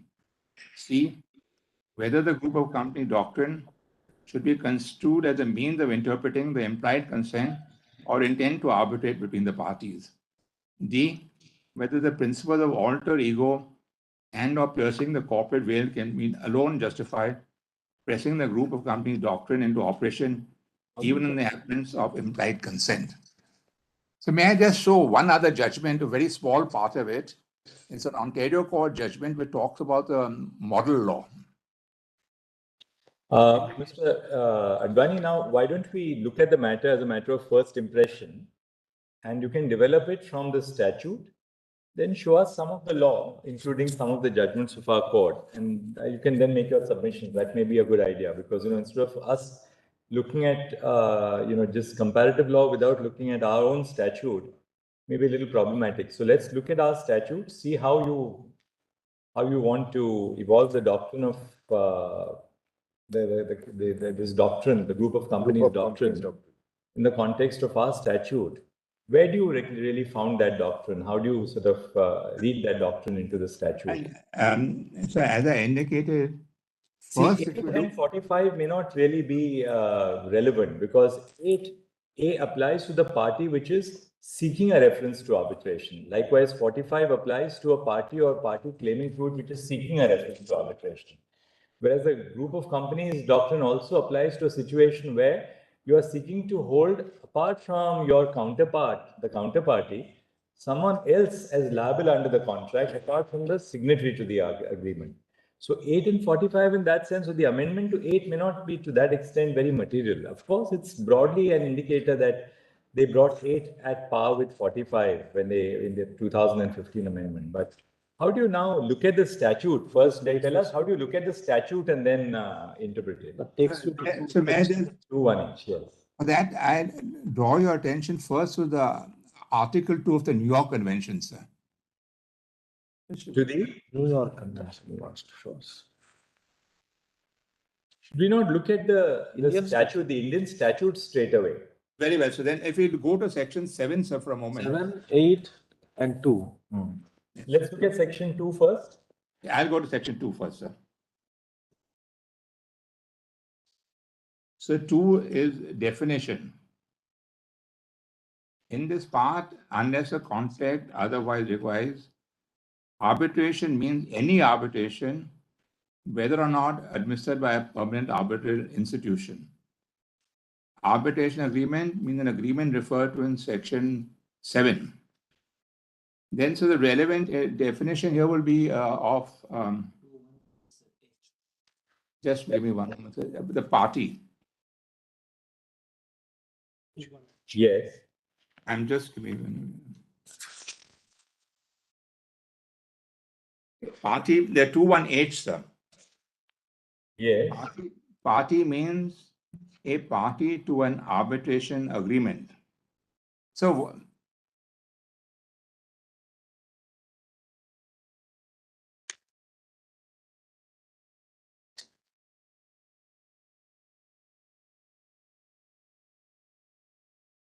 Yes.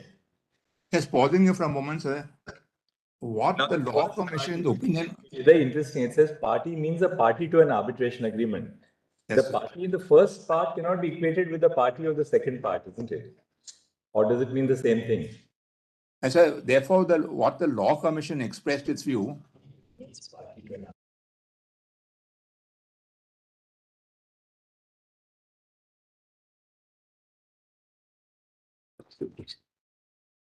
What do you mean by party? Party in 21H, does party, I mean, reading it in a very strict sense, it will mean a signatory to an arbitration agreement. Intent. If you were to read it in a strict sense, Fixed sense. very strict sense. so Someone who has executed the if you arbitration. see, So if you see the wording doesn't use the word signatory. Right, It doesn't- exactly. it doesn't. That's what, It means- correct. That's it exactly means the point I was party saying. to There's an a arbitration implied agreement. party is what you're saying. Yes. And therefore, so the Law Commission, when it was giving its opinion, also expressed the view that the party should not be construed narrowly, but it means anybody who is in that sense consented to the agreement or acted on the agreement. It should not be construed narrowly. This is the opinion given by the Law Commission. And nevertheless, the party, the expression there, it doesn't require an interpretation. If you just read this statute as it stands, party to an agreement. So obviously a party who has signed the agreement, I mean, we are just looking at this particular provision right now. I presume, well, what if he impliedly consented to the agreement, sir? Alright, If a party had impliedly consented a signatory to an agreement or the executant of the agreement would be a party, that is very clear. Yes, sir, but it is not confined to that. That is why the definition of party, as suggested by the Law Commission, was that it would include anybody who's impliedly consented to the agreement. If there's an implied consent, it is also a party. Where does the Law Commission say that? If you see Justice Ramana's judgment, he quotes the Law Commission on that. Do we have the Law Commission report here? In the Yes, ma'am. It's Just give me one moment, sir. I'll find it. starts from page 270 of the compilation. And 270 of the compilation, okay. the relevant paragraph starts from page number Convenience company. it's 307 only.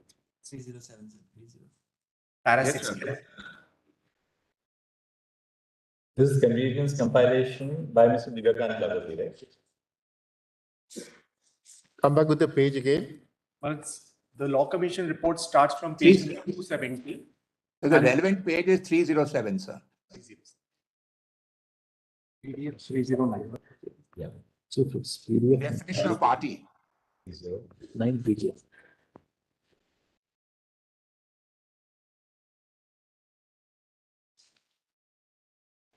Which report was this?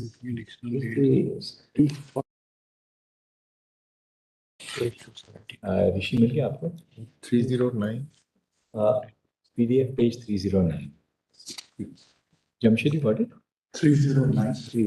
PDF page, madam. Manoj, you got page 309. Definition of party is what you are at? Yes. Yes. Yes, sir. Yes, sir. Yeah, 309. Do we all have it? So my paging is 307. All right, you mean the page on the right hand side? Yes, sir. Page on the right hand side. Yes, we got it.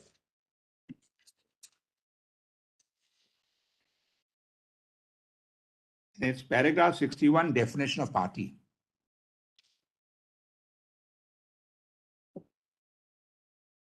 Yes, please read it out.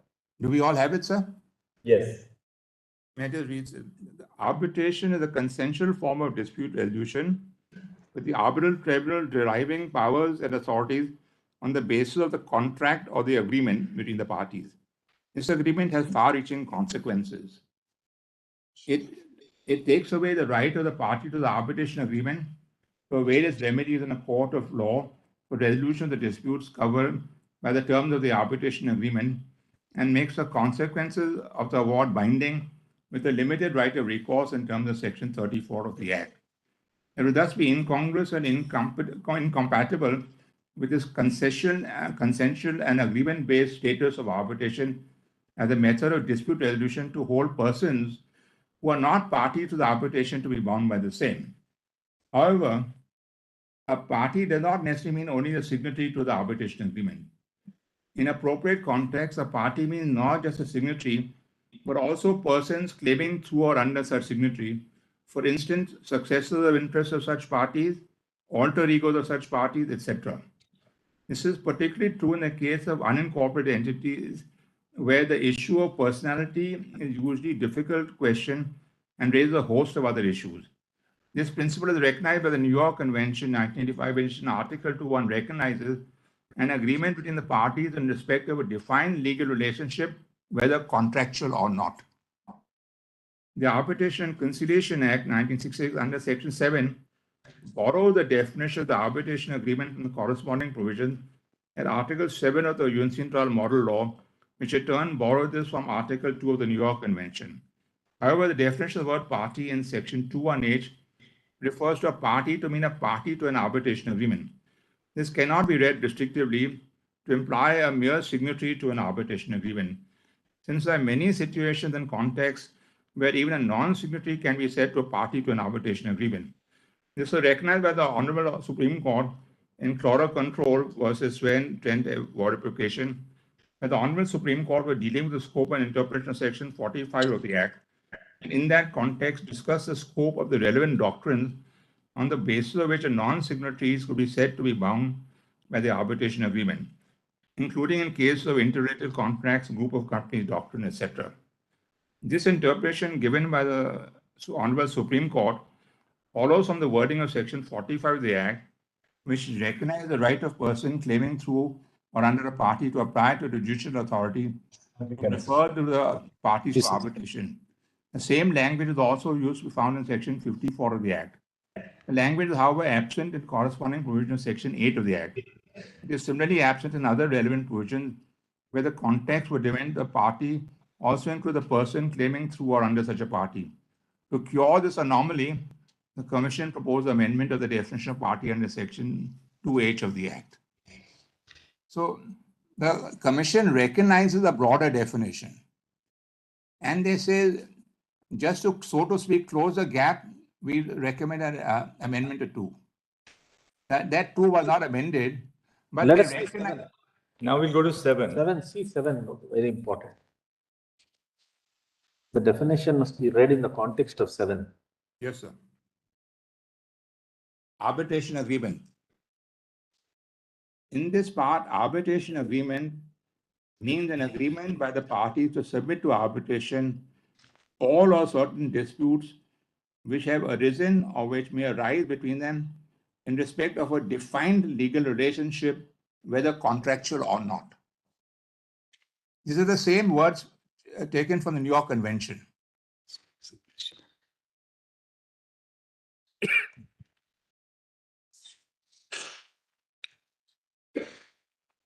And so some meaning must be attributed to the defined legal relationship, whether contractual Please read or not. further. Just read on, just read Please on, read on, it's very important because the express is important. An arbitration agreement may be in the form of an arbitration clause in a contract or in the form of a separate agreement. An arbitration agreement shall be in writing. That's it.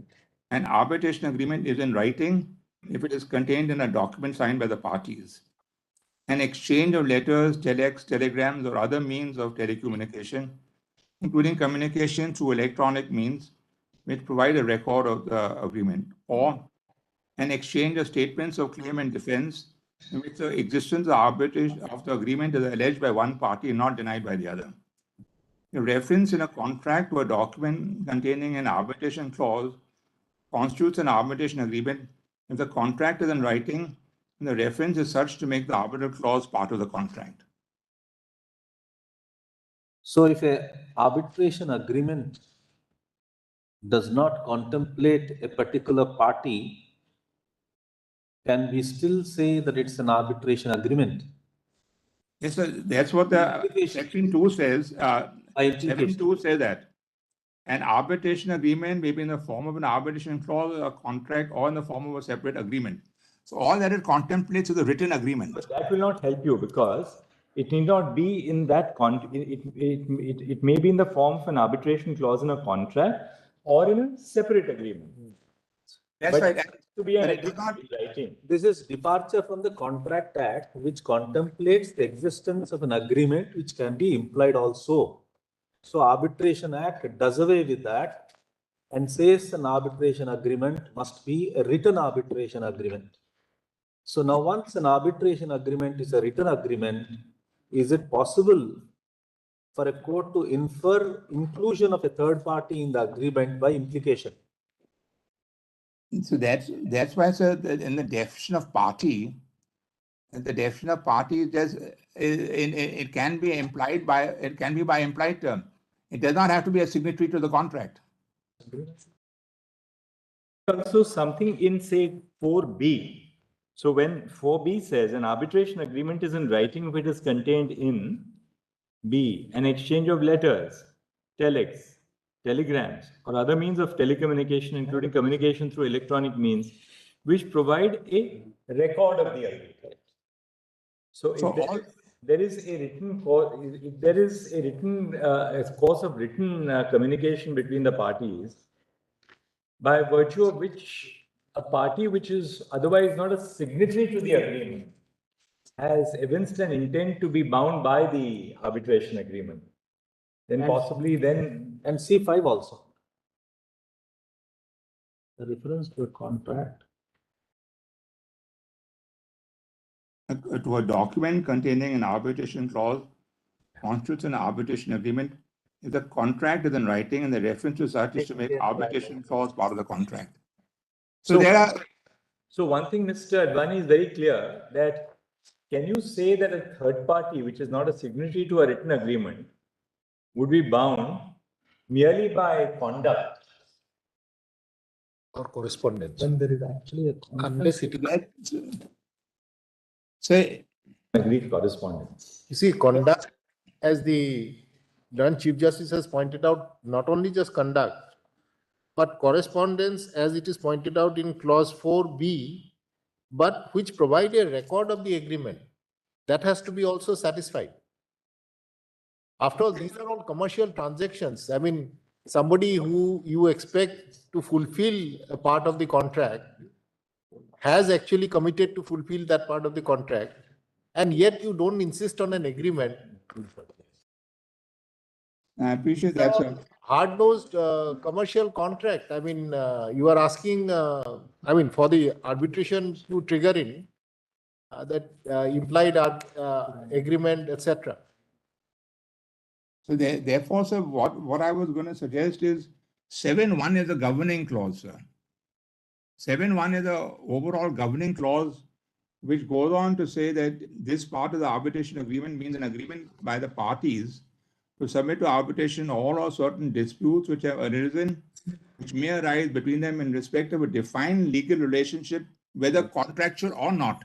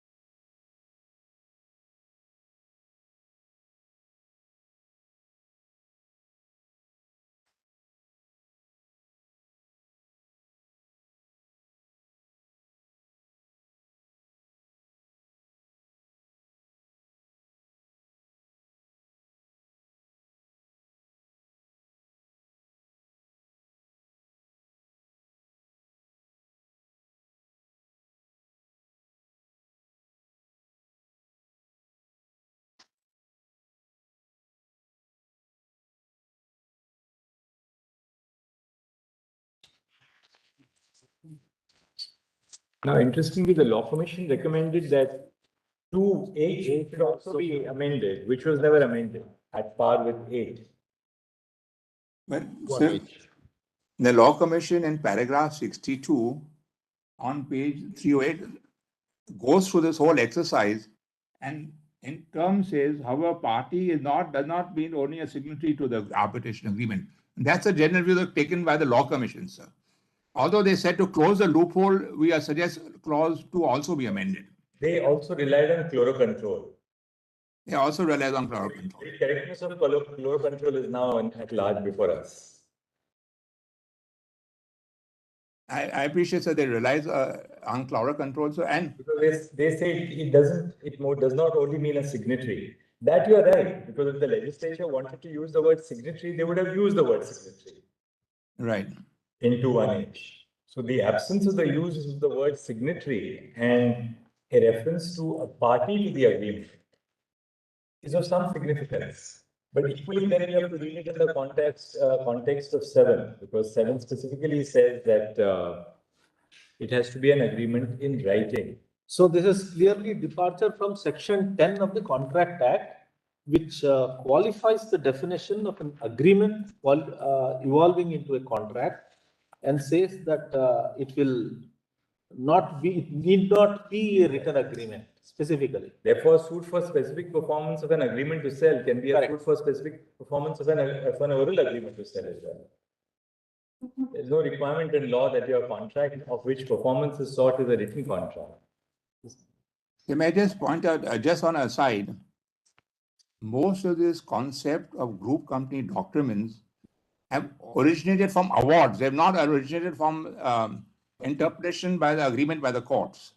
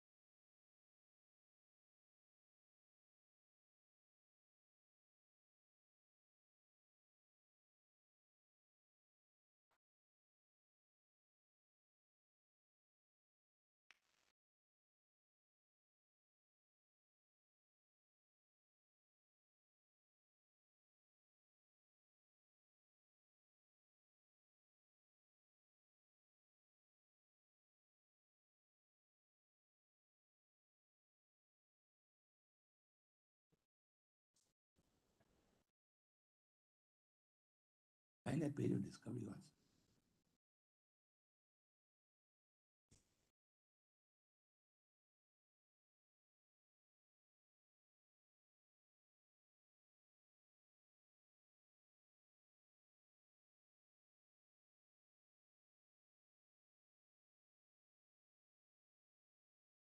Yeah. He's not in. You should tell us why the Law Commission recommendation, so far as the definition is concerned, was not 2H. carried out. 2H.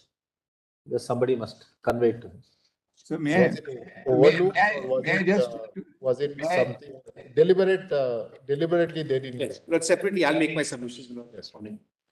so may I just draw your attention to one judgment of the Supreme Court which has considered this issue.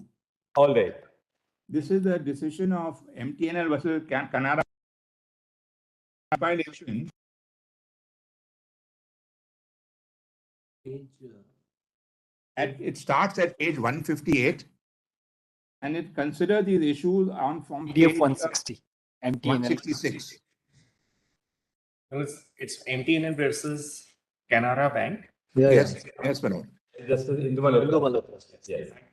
page number 166, Maharaj, para 9 on. We got it. The existence of a valid arbitration agreement.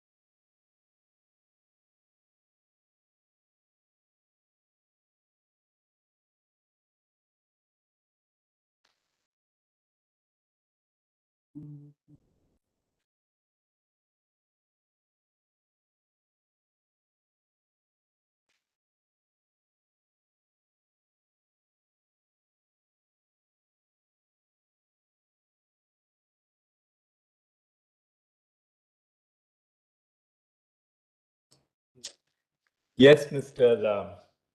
So if we go to the judgment of MTNL versus Canara Bank, on page 166 of our compilation, paragraph 9.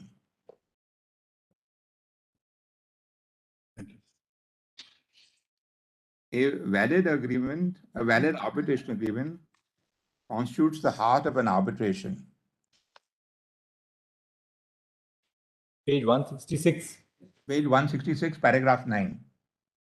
Yes. A valid arbitration agreement constitutes the heart of an arbitration. An arbitration agreement is a written agreement between the parties to submit the existing or future disputes or differences to arbitration. A valid arbitration agreement is the foundation stone on which the entire edifice of the arbitral process is structured. A binding agreement or dispute to be resolved through arbitration is sine qua non for referring the parties to arbitration. Section 7 defines the arbitration agreement as under. I'm not reading the definitions as we've just seen it. If we go to the next paragraph 9.2, the arbitration agreement need not be in any particular form. What is required to be ascertained is the intention of the parties to settle their disputes through arbitration. The essential elements or attributes of an arbitration agreement is the agreement to refer their disputes or differences to arbitration, which is expressly or impliedly spelled out from a clause in an agreement, separate agreement, or documents correspondence exchange between the parties. Section 7.4 states that the arbitration agreement can be derived from an exchange of letters, telex, telegram, or other means of communication, including through electronic means. The 2015 Amendment Act inserted the words including communication through electronic means. In section 7.4b, it can prima facie be shown that parties are ad idem, even though the other party may not have signed the formal contract, it cannot absolve himself of liability under the agreement. Arbitration agreements are to be construed according to the general principles of construction of statutes, statutory instruments, and other contractual documents. The intention of the parties must be informed from the terms of the contract, conduct of the parties, and correspondence exchange to ascertain the existence of a binding contract between the parties. If the documents on record show that the parties were ad idem and had actually reached an agreement upon all material terms, then we construe to be a binding contract. The meaning of a contract must be gathered by adopting a common sense approach and must not be allowed to be thwarted by a pedantic and legalistic interpretation. A commercial document has to be interpreted in such a manner so as to give effect to the agreement rather than to invalidate it. An arbitration agreement is a commercial document in the parties and must be interpreted so as to give effect to the intention of parties rather than to invalidate it on technicalities. In so-and-so case, the court, while ascertaining the terms of an arbitration agreement between the parties, held that if on a reading of the documents as a whole, it can be fairly deduced from the words actually used therein that the parties had agreed on a particular term, then nothing in law which prevents them from setting up that term. The terms of the contract can be expressed or implied from what has been expressed. It is an ultimate analysis, a question of the construction of the contract. In interpreting or construing an arbitration agreement or arbitration clause, it will be the duty of the court to make the same workable within the permissible limits of the law. This court in so-and-so held that a common sense approach has to be adopted to give effect to the intention of the parties to arbitrate the disputes between them in a commercial contract. The arbitration clause cannot be construed with a purely legalistic mindset, as in the case of a statute. In this case, MTNL raised a preliminary objection that there was an arbitration agreement in writing between the parties. At this stage of the proceeding, we will deal first with this issue. The agreement between MTNL and Canara Bank to refer the dispute to arbitration is evidenced among the following documents exchanged between the parties in the proceeding. So those are the facts of that judgment. So I won't trouble you with that one, sir. So if you go to the relevant page on 198, discovery. No, on this. Then if you go to paragraph 10, sir, joinder of Canfina and the arbitral proceedings. Canara Bank raised an objection to the joinder of respondent number 2, Canfin, as a party to the arbitration proceedings. As per the principles of contract law, an agreement entered into by one of the companies in a group cannot be binding on the other members of the same group, as each company is a separate legal entity which has separate legal rights and liabilities. The parent or the subsidiary company entering into an agreement, unless acting in accord with the principle of the agency or representation, will only be an entity in the group to be bound by that agreement. Similarly, an arbitration is also governed by the same principle, and normally the company entering the agreement will alone be bound by it. A non-signatory can be bound by an arbitration agreement on the basis of group company document where the conduct of the parties evidences the clear intention of the parties to bind both the signatory as well as the non-signatory parties. Courts and tribunals have invoked the doctrine to join a non-signatory member of the group if they are satisfied that the non-signatory member of the group or by reference to a common intention of the parties a necessary party to the contract. So what is being suggested is to interpret all this in a commercial manner. And if you see where the origin of where did the origin of the group company comes, it came in through arbitration awards, not through court judgments.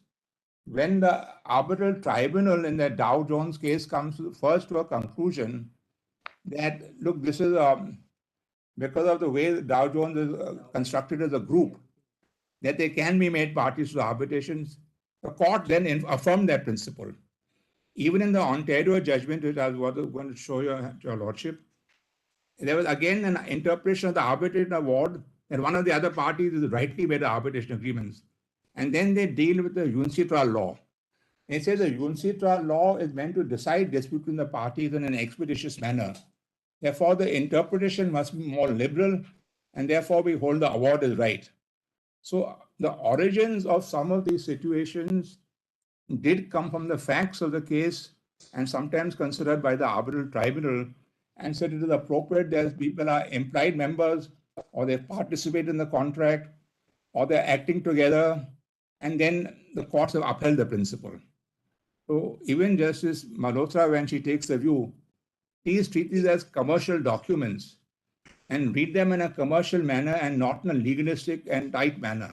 And therefore, the article of the New York Convention and Section 7, which override, says whether contract defined relationships, whether contractual or not.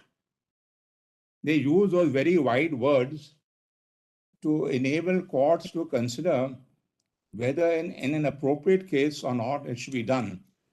And that, in fact, was ultimately going to be one of my propositions to Your Lordships, that Your Lordships, when deciding a Section 11 or 8, where they say the parameters are the same, will take a prima facie view.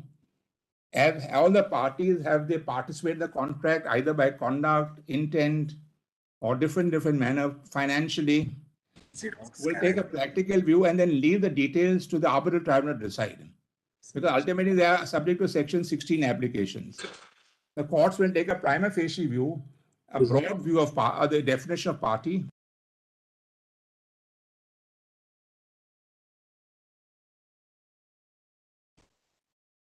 The court will take a broad view of the courts will take a broad view of the definition of party. The Law Commission has taken a particular view. If you look at Section 17, they also say contractual or defined relationship, whether contractual or not.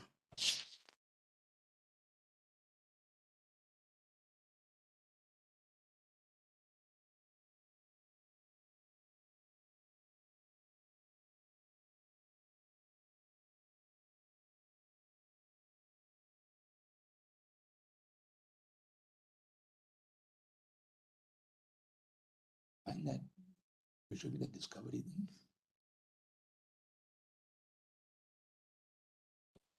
Paragraphs.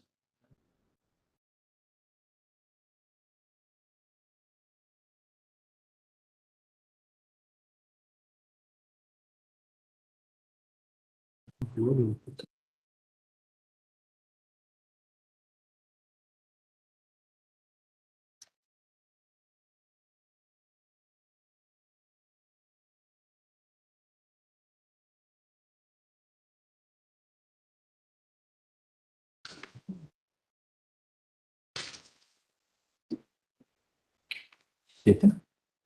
So may I show your lordships quickly one?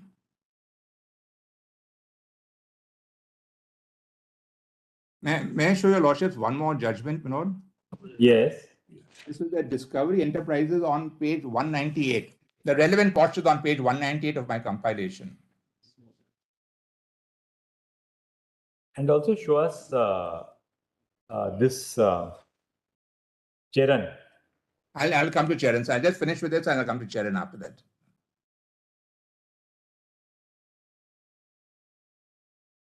Your lordships have page 198. Yes. May I just read from paragraph 20, sir? Section 7 provides for an arbitration agreement. For the purpose of the agreement. Just a minute, Yes. just a minute. Your pages, there's a bit of a.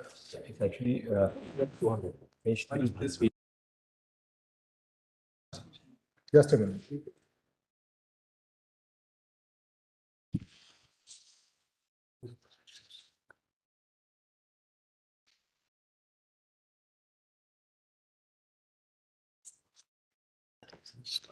Yes. Did your lordships have it? It's paragraph 20. Group of companies doctrine. Section 7 provides for an arbitration agreement.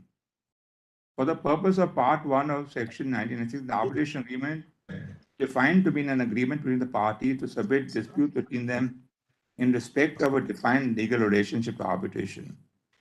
An arbitration agreement may either be in the form of an arbitration clause in a contract or take the form of a separate agreement. An arbitration agreement has to be in writing, but it may be contained in.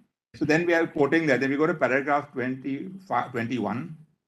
Section 5 of the section 7 stipulate that the reference in a contract to a document containing an arbitration clause constitutes an arbitration agreement if the contract is written and the reference is such as to make the arbitration clause a part of the contract. The expression party is defined in section 218 being a party to an arbitration agreement. The interpretation of the term parties vis-a-vis an arbitration agreement under section 7 has to be dealt with by this court, by this court in Indo-Wen in the context of application for the point of view of the arbitrator under section 11.6. In that case, the second respondent was the promoter of Indo-Wen. The first and second respondent entered into an agreement for sale. In the agreement, the seller was described to include the respondent and his subsidiaries. The second respondent was described as the buyer and as the promoter of the Indo-Wen. Under the agreement, the seller agreed to transfer the business of assets for consideration, which was partly payable in money and partly by the issuance of shares. The sale agreement also incorporated a clause to arbitrate any dispute. The board of directors of the first and second respondent approved the agreement, but there was no approval by the board of Indo-Wen. After a dispute arose, the first respondent instituted a petition under section 11.6 against both the second respondent on the ground that was not a party to the agreement between the first and the second respondent. The application was allowed by the Chief Justice of the Madras High Court by observing that prima facie Indo-Wen was a party after lifting the corporate veil and noticing Indo-Wen's intention to be bound by the sale. Two issues were framed by the court for consideration, so and so. So then paragraph 23 is the relevant one. R.V. Ravindranath Jade, speaking for the judgment in Indo-Wen, held that if Indo-Wen had acknowledged or confirmed in any correspondence, agreement or document that was a party to the arbitration agreement between the first and second respondent, or that was bound by the arbitration agreement contained in the contract, it would have been possible to say that Indo-Wen is a party to the arbitration agreement. Your Lordship, remember, this was before the amendment. The judge expressed this view. The learned judge expressed the view before the amendment to Section 8, saying that if there was any correspondence or anything of that sort saying it was party to the contract, then it could be construed to make them a party to this arbitration. But because of the lack of correspondence, etc., it could not be done. And don't forget, this was before the amendment to Section 8.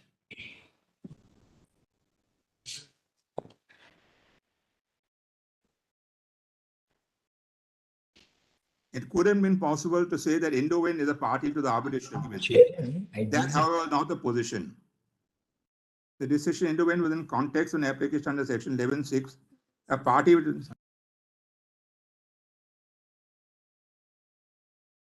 So therefore, so the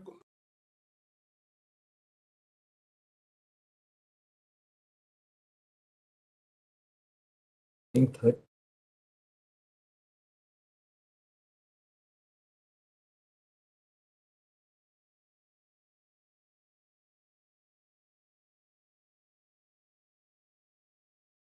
So I was just pointing out that observation that even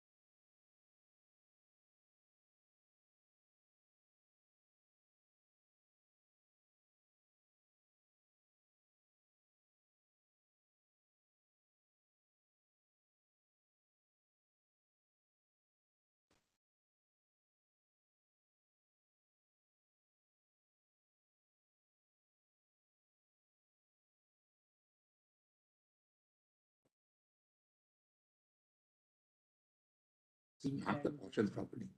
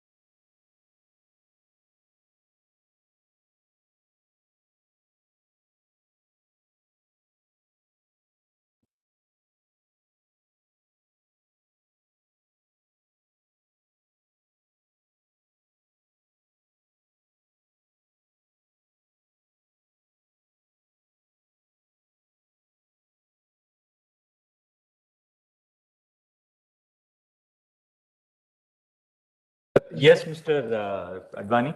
Now, in the same judgment, could your lordships go to paragraph 29 where Cheran Properties is considered? Right. In Cheran Properties, a three-judge bench of this court. You said that 29. It's on page 202 of our compilation, sir. In Cheran Properties, the three-judge bench of the Supreme Court interpreted and applied the group of company doctrine in the context of the enforcement of a domestic arbitration award against a non-signatory to the arbitration agreement. The court observed that the decision by the two-judge bench in Indowin was rendered before the evolution and application of the group company doctrine by a three-judge bench in Cloro Control. As the law has evolved, it has recognized that modern business transactions are often effectuated through multiple layers in agreement. There may be no transaction within a group of companies. Circumstances which they've entered into may reflect an intention to bind both the signatory and the non-signatory entities within the same group. In holding a non-signatory bound by an arbitration agreement, the court approaches the matter by attributing to the transaction the meaning consistent with the business sense which was intended to be ascribed to them. Therefore, factors such as the relationship of a non-signatory to a party which is a signatory to the agreement, the commonality of the subject matter, and the composite nature of the transaction weigh in the balance. A group of company document is essentially intended to facilitate the fulfillment of a mutually held intent between the parties. Where the circumstances indicate that the intent was to bind both signatories and non-signatories, the effort is to find out the true essence of the business arrangement and to unravel from a layered structure of commercial arrangements and then to bind someone who is not formally a signatory but has assumed the obligation to be bound by the actions of the signatory. This court in Cheran Properties also analyzed the academic literature and scrutinized the adjudicatory trends across the world. They noted that the written intention to arbitrate between the parties can extend to bind non-signatories with the aim to target a credit-worthy member of the group of companies. However, the principle of separate legal personality of the company also has to be balanced. The corporate world can be pierced to bind non-signatories upon a construction of the arbitration agreement, the intention at the time of entering into the contract, and the performance of the underlying contract. Does the requirements of Section 7 that an arbitration agreement be in writing exclude the possibility of binding third parties who may not be signatories to an agreement between the two contracting entities? The evolving body of academic literature, as well as the adjudicatory trends, indicate that in certain situations, an arbitration agreement between two or more parties may operate to bind other parties as well. Redfern Hunter explained the theoretical foundation of this principle. The requirements of a signed agreement writing, however, does not altogether exclude the possibilities of an arbitration agreement concluded in proper form between two or more parties also binding other parties. Third parties to an arbitration agreement have been held to be bound or entitled to rely on such an agreement in a variety of ways. First, by operation of the group of company doctrine, pursuant to which benefits and duties arising from the arbitration agreement may in certain circumstances be extended to other members of the same group of companies. And secondly, by operation of general rules of private law, principally on assignment, agency, and succession. The group of company doctrine has been applied to pierce the corporate veil to locate the true party and interest, and more significantly, to target the credit-worthy member group of companies. Though the extension of the doctrine is met with resistance on the basis of legal imputation of a corporate personality, the application of the doctrine turns on a construction of the arbitration agreement and the circumstances relating to the entry into the performance of the underlying contract. This court in Cheran Properties also distinguished the principle laid down in Cloro Control from its application in this context of Section 11 in so-and-so judgment.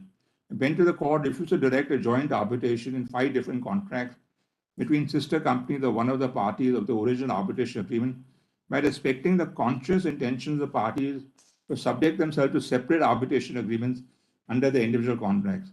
The court in Cheran Properties distinguished the actual situation Jura Fergoro by discerning the mutual intention of the parties and the performance of the contract. The principle which underlies Cloro Control is that an arbitration agreement which is entered into within a group of companies may bind non-signatory affiliates. The circumstances are such as to demonstrate the mutual intention of the party to bind both signatories and non-signatories. In applying the doctrine, the law seeks to enforce the common intention of the parties when circumstances indicate that both signatories and non-signatories were intended to be bound. In Juro, the case was held to stand on a different footing since all 5 different packages as well as corporate guarantees did not depend on the the terms and conditions of the original package, nor on the memorandum of understanding executed between the parties. The judgment in Joro does not detract on the principle which is enunciated in Cloro control. The group of company doctrine was subsequently applied by the judge bench of this court in Beckett, Beniska versus Reinders for deferring of if a non-signatory to a foreign company when the same group of companies could be impleaded in a domestic arbitration. The court noted the principles formulated by this court in Cloro Controls and Cheran Properties and noted its inapplicability after assessing the following. The alleged common employee between the two companies in the same group was factually established as having no connection with the foreign company. A mere existence of an indemnity by a foreign company in the absence of other factors would not signify the intention to be bound by the arbitration agreement and not deriving benefits from the performance of the underlying contract. In MTNL 2, a judge went to the court was considering a situation in which MTNL had floated certain bonds to Can Bank Financial Service Limited, Canfina, through a memorandum of understanding. The bond amount was placed in FT by MTL with Canfina. Canfina paid back part of the amount of the FT, while the rest was not paid to MTNL. As a consequence, the MTNL did not service the interest on the bonds. Okay, Your Lordship says that the courts have dealt with the concept of agreement and parties both. Both Section 2 and Section 7 have already been interpreted by the courts, and they said because these are commercial contracts, are interpreted broadly. And in interpreting them broadly, they have seen there are certain circumstances where it is appropriate to apply the group company document, and in certain circumstances it will not be applied. So the question that comes before Your Lordship is, when should this be done? When Your Lordship is either sitting in either Section 11 or 8 to arrive at a prima facie view, it's obvious that the other company was involved. That's the first we can see. And then let the arbitrator decide the realities of the situation, whether it's through evidence, whether it's through Mr. Advani, this principle of prima facie would not be of any help here, because you are making somebody a party to the proceedings. That's the call that the Section 11 court will take when an application is made. So to be made a party or not to be made a party is final. And it's not final. Your Lordship would appreciate that the party, if he feels is inappropriately made, is the prima facie. Are you suggesting that after a court takes a decision as to a third party should be made part of the agreement and matter be referred to arbitration, and thereafter the arbitrator will take a decision as to whether he is necessary party or not? Is there a second stage like that of what has been provided in other judgments? Section 11 stage. With all due respect, what that earlier judgment of withdrawal Ziola says, that the court should take a prima facie view, and then a party is not bound, the arbitrator is not bound, because the party can take out an application under Section 16 and say, I should be discharged. It is open to him to take out an application under Section 16, say, that is a prima facie view taken by the court. That's correct. I'm before you. I'm appearing before you. But I have a right to satisfy you. In fact, I have nothing to do with this contract at all. I'm not connected with it anyway. And that is a decision under Section 16 the arbitrator can take. He's not in any sense overruling a court decision. The Lordship will see that the courts have repeatedly said that for Section 11 or 8, take a prima facie view. Section 11 decision, whether he is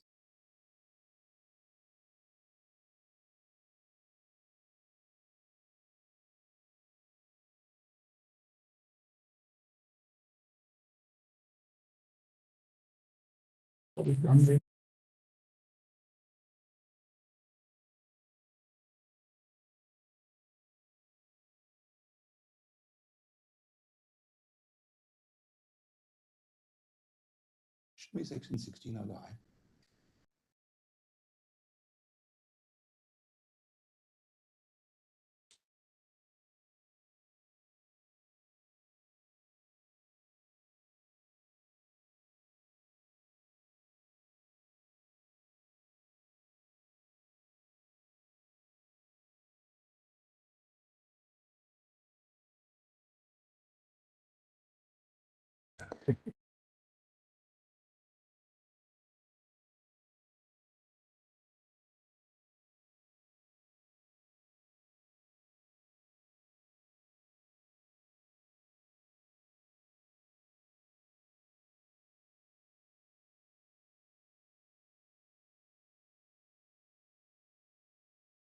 Yes, Mr. Advani. Yes, my lord.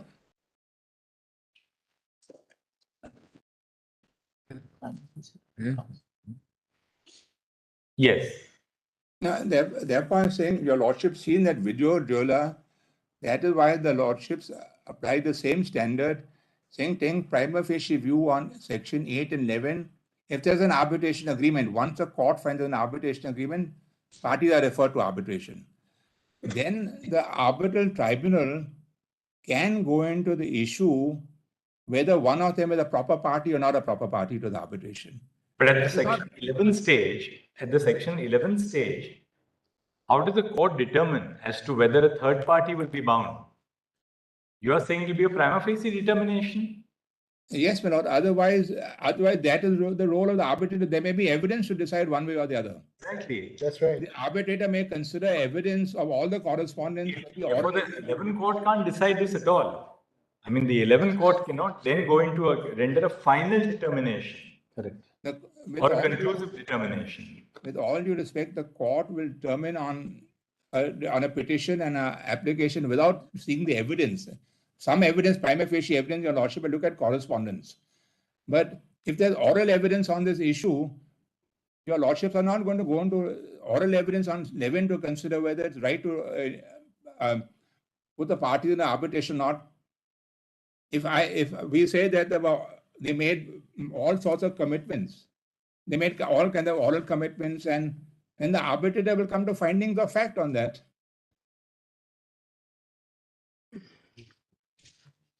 That is why your lordship see that decision of Video Jola, which I'm not carrying with me, where they say take a prima facie view on this.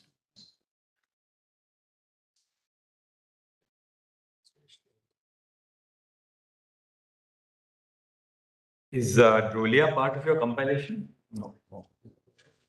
No, sir, but it was quoted in Justice Ramana's judgment. If I may just take that out, sir. We'll take Dolia. We'll pull it out. We'll pull up Just it. take that out.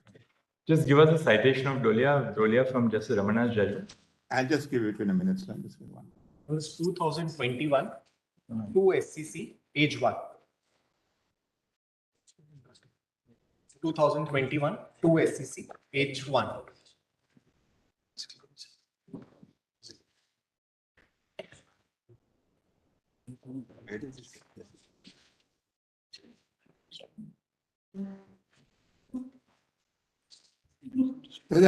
If your lordship sees Justice Ramana's judgment, paragraph 42.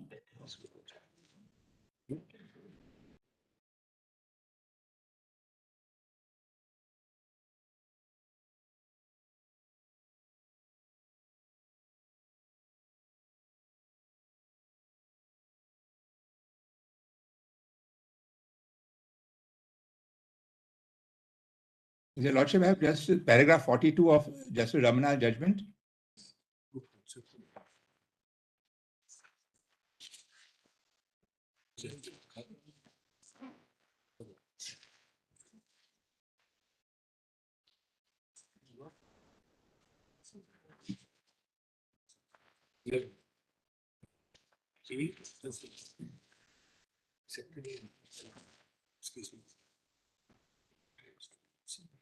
Lordships will see paragraph 239 and 240 of that judgment of Video Jola. Para? Para 239 and 240.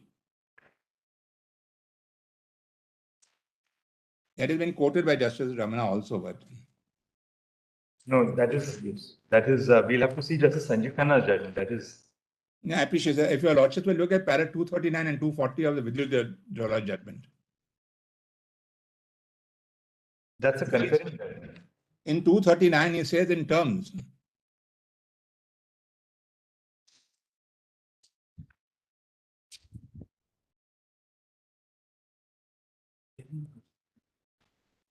In a multi-party arbitration, there is complicated factual questions which are best left for the tribunal to handle.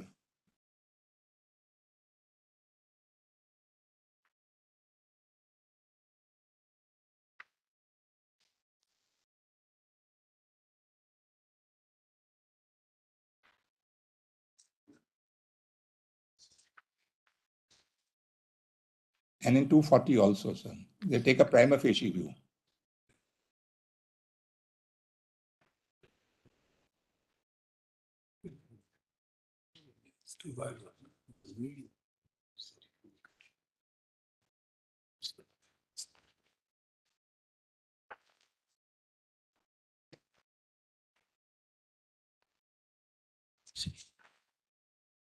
Finality. Para 20. Online judgment. But yeah.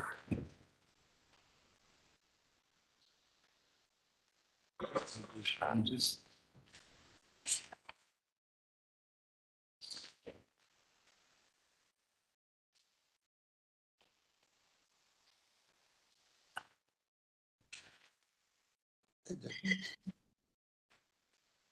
Page 147.55, 147. I think this is perfect.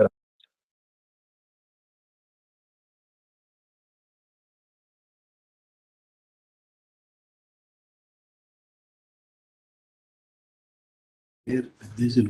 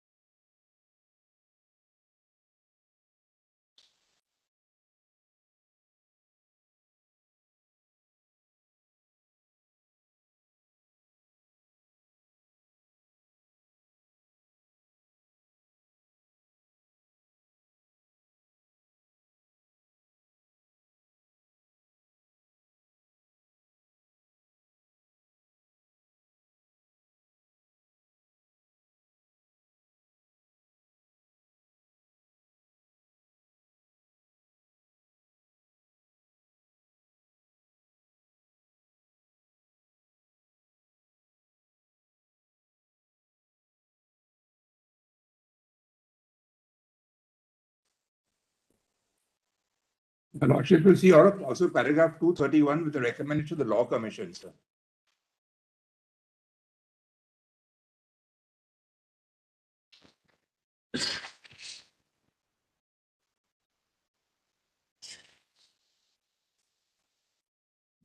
Yes, yes.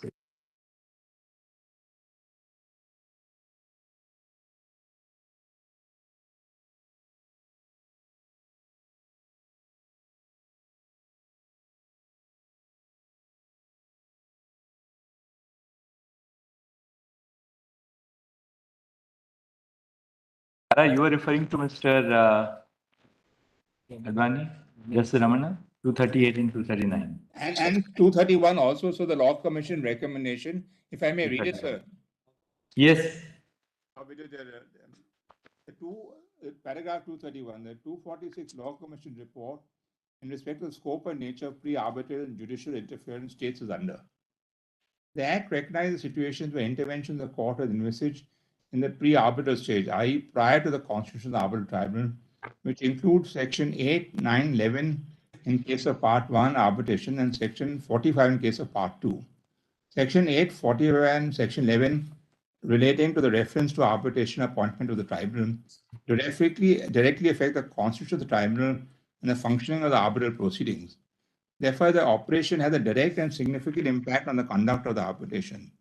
Section 9 being solely for the purpose of securing interim relief, although having the potential to affect the rights of the party, does not affect the conduct of the arbitration in the same way as do the other provisions. It is also in the context the Commission has examined and deliberated the working of these provisions and proposed certain amendments.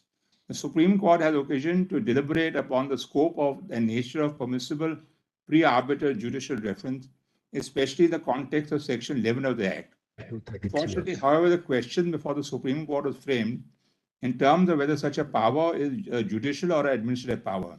It obfuscates the real issue underlying such nomenclature description as to the scope of such powers, i.e. the scope of arguments which a court, Chief Justice, will consider while deciding whether to appoint an arbitrator or not, i.e. whether the arbitration agreement exists, whether it is null and void, whether it is voidable, etc., and of these it will leave for the decision of the arbitral tribunal. The nature of such intervention, i.e., would the court, Chief Justice, consider the issue upon a detailed trial and whether the same would be decided finally or be left for the determination of the arbitral tribunal. After a series of cases culminating in the decision of SPP and Company, Mr. Patel and the Supreme Court held the power to appoint an arbitrator on Section 11 the judicial power. The underlying issue of the decision relating to the scope and intervention was subsequently clarified by Ravindra and Jain and so and so. In relation to the nature of intervention, the exposition of the law is to be found in the District Supreme Court in Shinitsu in the context of Section 45. The Supreme Court has ruled in favor of looking at the issue's controversy only prima facie. It is in this context that the Commission recommends amendments to Section 8 and 11 of the Arbitration and Conciliation Act. The scope of the judicial entry is only restricted to situations where the court judicial authority finds that the arbitration agreement does not exist or is null and void. Insofar as the nature of intervention is concerned, it is recommended that in the prima arbitration agreement it shall appoint the arbitrator and or refer the arbitration as the case may be. Amendments envisage that the judicial authority shall not refer to the party to arbitration only if it finds that there does not exist an arbitration agreement or that is null and void. If the judicial authority is of the opinion that the prima facie the arbitration agreement exists, then it shall refer the dispute to arbitration and leave the existence of the arbitration agreement to be finally determined by the arbitral tribunal. However, if the judicial authority concludes that the arbitration agreement does not exist, then the conclusion will be final and not prima facie. The amendment also envisages there will be a conclusive determination as to whether the arbitration agreement is null and void. In the event the judicial authority refers the dispute to arbitration and or appoints an arbitrator under Section 8 or 11 respectively, such a decision will be final and non-appealable. An appeal can be maintained only under Section 37 in respect of refusal to appoint arbitration. The difference of statutory language provided in the amended Section 8, which says refer the parties to arbitration unless it finds that prima facie no valid arbitration agreements, in comparison with amended Section 11A, creates disparities which need to be ironed out. While the court in Shinetsu and Jurafeo recommended finding a valid arbitration agreement on a prima facie qua Section 11, however, under the amended Section 8 for arbitration exists. It is to be noted that the noting of the non-existence of the arbitration agreement is final subject to appeal process only without further scope of arbitral tribunal to decide anything. And that we know for the reference, that be the case in the use of the phrase prima facie stand at odds with the established precedents on prima facie standard. In this context, we can... Yes. That's the pipeline.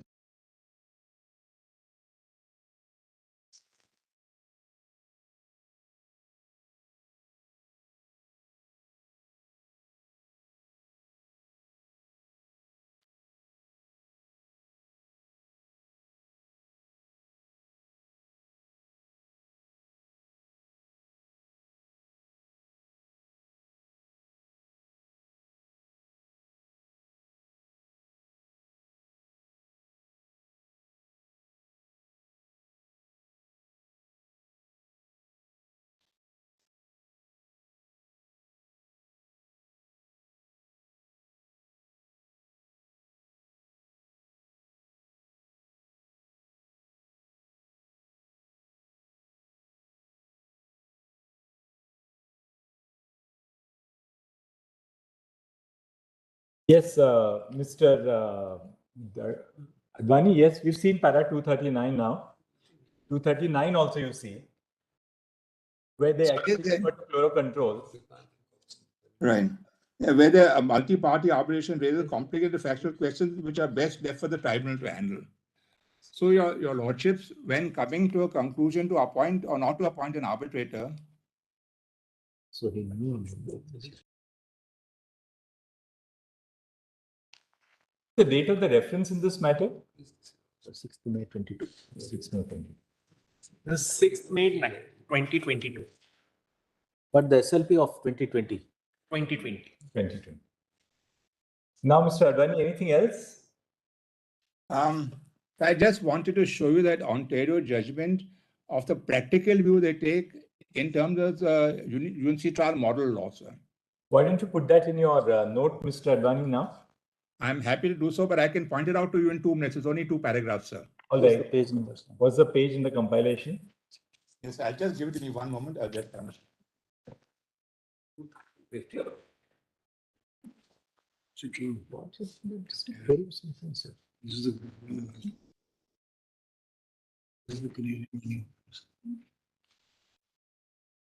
So I don't want to go into too much detail. Page 240 goes into the facts of the case of adding a non-signatory.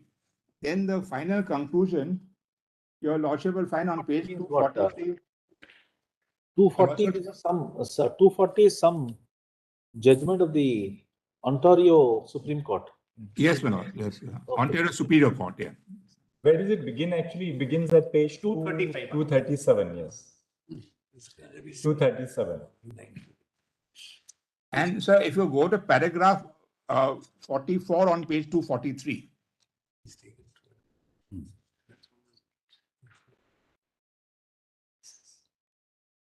Legally, as the panel set out in its award, there's ample authority that the model law should be given broad remedial interpretation consistent with the public policy that parties who agree to resolve the disputes by arbitration should be held to that bargain. Where are you reading, Mr. Which para? Mr. Paragraph 44 on page 243. So para 37. Para 44. 45. Paragraph 44 sir, is the relevant one. Yes, yes. Legally. Legally, as the panel set out in its award, has ample authority that the model law should be given a broad remedial interpretation consistent with the public policy that parties who agree to resolve their disputes by arbitration should be held to that bargain. As the panel noted that none of the cases that Xerox cited to it, which are the same cases cited in this appeal, deal with the interpretation of model law. Admittedly, the same is true of the case of FPI cited panel. Those cases do not support the panel they award to join a parent company where the parties intend to involve them in resolution of disputes arising from a particular contract. Then they go on to the leading case of Dow Chemical. That I don't want to go say. In this case, also, they held a non-signatory as the party, and the court took the broad view that look at the UNCTRAL model law to resolve the disputes between the parties, look at the intention of the parties, and then move it on them. And then they made the non-signatory a party, they confirmed that. All right. Para 51. That's just, I'm just saying that because they're dealing with the UNCTRAL law in a broad way, your lordships may consider it in your discussion. All right. Thank you. Anything else, Mr. Advani? So may I just, would your lordship like some broad propositions or right at the end? May I give a rejoinder, a short rejoinder? You have your propositions. You have a note or something? You can maybe give us a note tomorrow morning on your proposition. If your lordship, they're all ready. If I have lordship, may have them emailed to you, I can have them emailed to you. All right. Why don't you send it to the courtmaster? He'll circulate it to all 5 of us. The advocate on record will email it to you, sir. Yes. It's ready. It's ready. Just immediately send it to the courtmaster. So that. Mr. Solicitor, would you like to argue at this point? When would you like to argue? I don't know what time Dr. Singhvi will take. Because Dr. I Singhvi, have a first of all, difficulty. Who are you? Which side and what? Same side as the said one. That's why the lordship get all of this side. That's what I wanted to ask. That's why I asked. This time the solicitor is also largely on this side, but I am also largely on that side. Also. So only. Sometimes the solicitor and Dr. Singhvi are on the same side. Yeah. It's a rare, pleasant occasion where he's on the right side. Factually incorrect, but it was a good one. Now, let's. So, Only for difficulty- other side's perspective, only Mr. Lord, Rikin Rai will your be Lord, asking. I'll be a little candid, my lords. Your lordships consider continuing tomorrow? Yes, we'll continue because we're now just 25 minutes short of Because the bails being removed for the day. I know, Lord, so there is a group of partners, my lord. Dr. Singh No, is not. also there, my lord. if- Please wrap it up now. So we have broken up another bench. I know. Now, let's, very. I'll be, Yes. sure, my lord, maybe in the second half. Now, let's, very briefly, I will go under 2 or 3 broad heads. The first is, Malas, I'm very briefly going, the Lordship will pardon us because I don't think we are prepared to the level of a constitutional bench. I said so in the morning. Lordship will put that caveat in front, but we'll try our best. I think most of us were taken by surprise, except Mr. Advani, because we have been a little underprepared. But that doesn't matter, because fools do walk in where angels fear to tread. So perhaps I'm doing that for a constitutional bench. I should be better prepared. But Malas, the first head of my submissions is that this reference may not be necessary at all. And a constitutional bench, Your Lordship knows, can answer the reference saying no reference arises.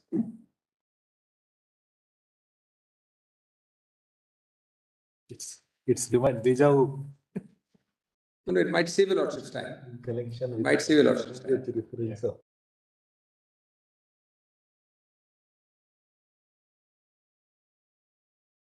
Second set of submissions is going to be, Malas, from the 9, 10, 12 main cases to cull out. And we are not that ready, Malas, in a type. Dr. Singhvi, we can also give you another option. You can sort of open your case right now, say 10, 15 minutes. And then we'll keep it partnered so that you have a little time to think on the night. No, I won't finish today, Malas. I'm Anyway, committed all tomorrow. right, then Yes, it's yes. I'll take about 1.5 or 2 hours between No, today and tomorrow. then there's no Because I'm now, Malas, whatever is there, I just want to Yes. deal with it. Then you can't complain that. No, Malas, as I said, Malas, Start the night to I said, Malas, fools do tread where angels fear to tread. None of us would complain. That No was complaint, Malas. It's a pleasure to argue here, and whatever is pleasure. there, assist Not a also. complaint. To the best of our ability. It might not be as well prepared as the last 2 constitutional benches I've done, but it'll be not too bad, I hope. Now, Malas, the second set of my submission is going to be an attempt to cull out some 10, 12 or 15 principles of why the group doctrine.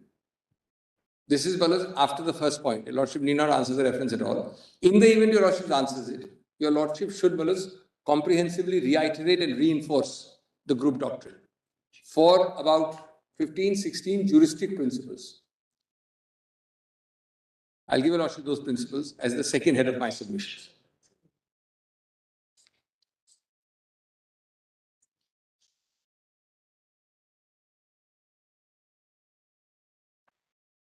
And the third head of my submission is to take Your Lordships quickly through those relevant paras of the 10, 12 judgments, of which Mr. Advani has only cited 3, which bear out those principles. That's far as the broad 3. The third aspect, Dr. Singhvi? Third is for us to take Your Lordship through the actual paragraphs. Only some very, very few paragraphs, Yes. pinpointing from which those principles can be legitimately said to have a juristic basis, of which I will not repeat. Mr. Advani has dealt with those 2 or 3. And Dr. Singhvi, we would also like you to, at the end also, maybe in the night, focus on those contradictions which Justice Suryakant has noticed in the judgment. Yes. Because assuming that we are with you, Yes. how do you iron out those contradictions? Because Justice Suryakant in his concurring judgment says uphold the doctrine. Yes. But a few of those contours, etc., just give them proper shape. That's the other thing. Yes. If I may add a fourth one, Yes. that will be the last submission, that it will only be a prima facie view of a referring court. In a section 11 And situation. that the arbitral tribunal will thereafter take a decision whether Yes. it should be a party or not. Yes. Just view on that. Likewise, Mr. Rai, when you argue, of course, you'll be arguing that there is no group of companies doctrine. We will not stop you from arguing that.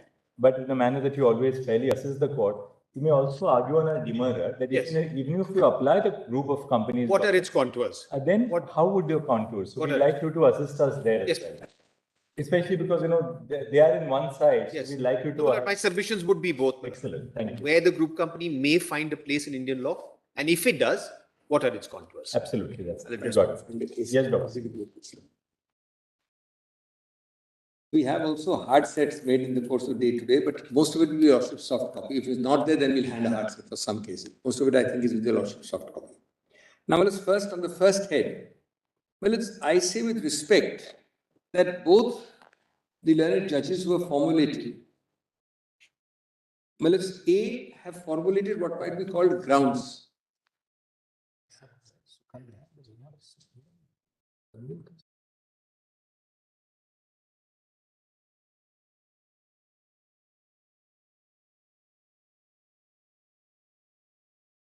Both the learned judges. Have really given, in particular Justice Suryakant, has given grounds, not really issues.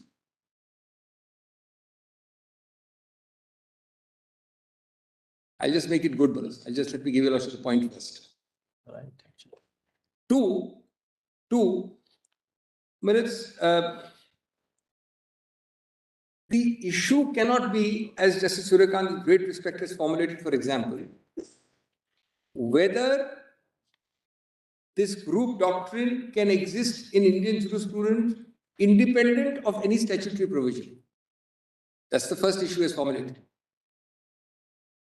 At best or at worst, the issue can be, which I don't think arises really, but can be theoretically, is a group doctrine created by judge-made law barred by the 96 Act? Exactly.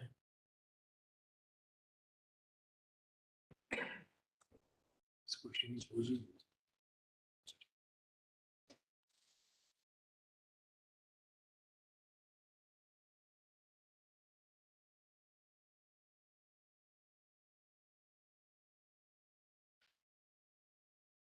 Well, judge-made law exists every day.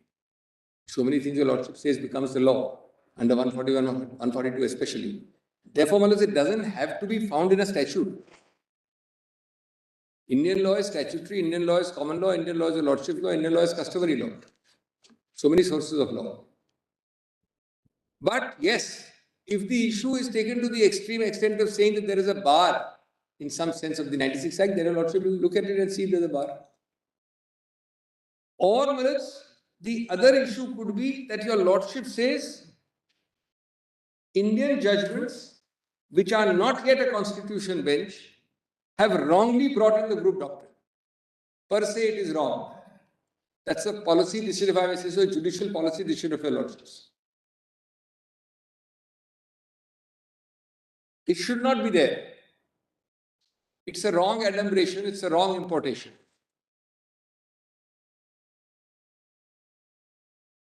Beyond this, I don't think the Constitution bench has any other issue to decide. Beholds these two questions. These two questions have not been formulated the way I have put it to your Lordships. They have not been formulated.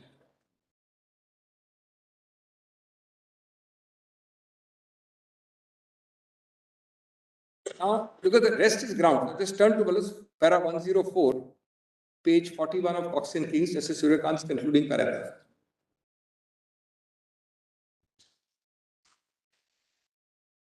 Para 104, page 41 of the SCC, whichever compilation Lordship is using. Reference order? No, Justice Suryakant's, yes, the judgment, which is in Cox and Kings, which my lord had read in full. We are reading from the court's order. Yes. No, the conclusion, para 104 is the conclusion of my lord's judgment. Page 903. Oh, my lord is using unreported judgment. 903. That should be 48. Oh, I'm sorry. That might be compilation page, para 48 page. This is the fourth judge. That will be page 66. Para 48. Whichever way, I was using the SCC. Now, the first issue at 104.1, or rather A issue, issue A, capital A. Does my lord have it? My lord has got it. Justice Roy has got it. Page 928, page 928. This is Padiwala. Whether the group of companies doctrine should be read into Section 8 of the Act, or whether it can exist in Indian jurisprudence independent of any statutory provision. Because it already existed before. It is existing. The Law Commission tried to clarify it. Suppose, Balus, there was no amendment to it. The only question then would be that is your lordship wrong in adumbrating a group doctrine, or should it be there in Indian corporate law, arbitration law? Because theoretically, this issue is really not arising and would not arise in a situation. I'm assuming that 8 is not amended. Your lordship makes declaratory amendments, codificatory amendments in the legislature. Second issue is whether the group of companies doctrine should continue to be invoked on the basis of a principle of single economic reality. That's what is actually a ground. If the group of companies doctrine can have many juristic bases, I'm going to give your lordship 15 odd bases for that. One of those bases is single economic reality. Now, is there a juristic basis correct or not? Of course, your lordship can opine on it. But it is clearly there in a lot of case law. Third is whether group of companies doctrine should be construed as a means of interpreting the implied consent or intent to arbitrate between the parties. That's either a ground or a conclusion. The lordship really cannot decide it in this form. Actually, both fellows implied consent or intent to arbitrate.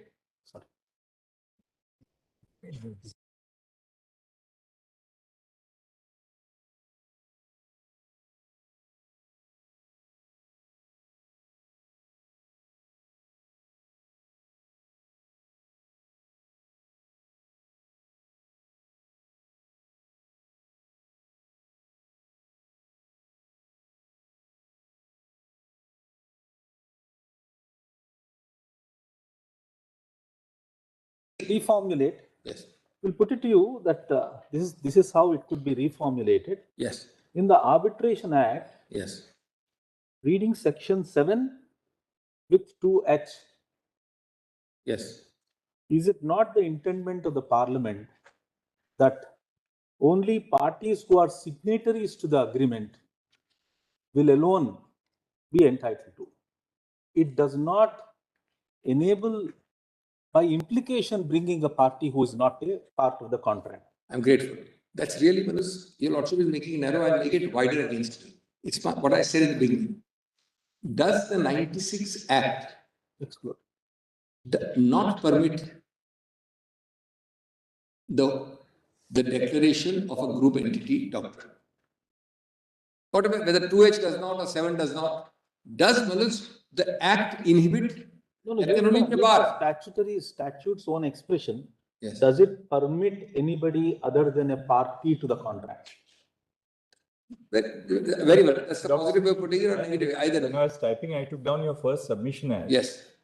It's the same thing. When you said both the learned judges have furnished grounds and not issues. The Yes. first point which I took down was, is the group of companies doctrine concept which is created by judge-made law barred by the 1990s? Barred. Now you can play different words. Don't use barred. The other is saying barred specifically by Permitted. 218H Permitted. section 6. But the only thing with permitted is one. Suppose it is not explicitly permitted.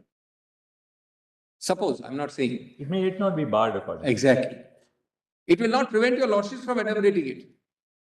Your lordship does it every day. But it's not, no, you know, that's not the. Does not contemplate. Your lordship use the word It's not that contemplate. It is not explicitly permitted.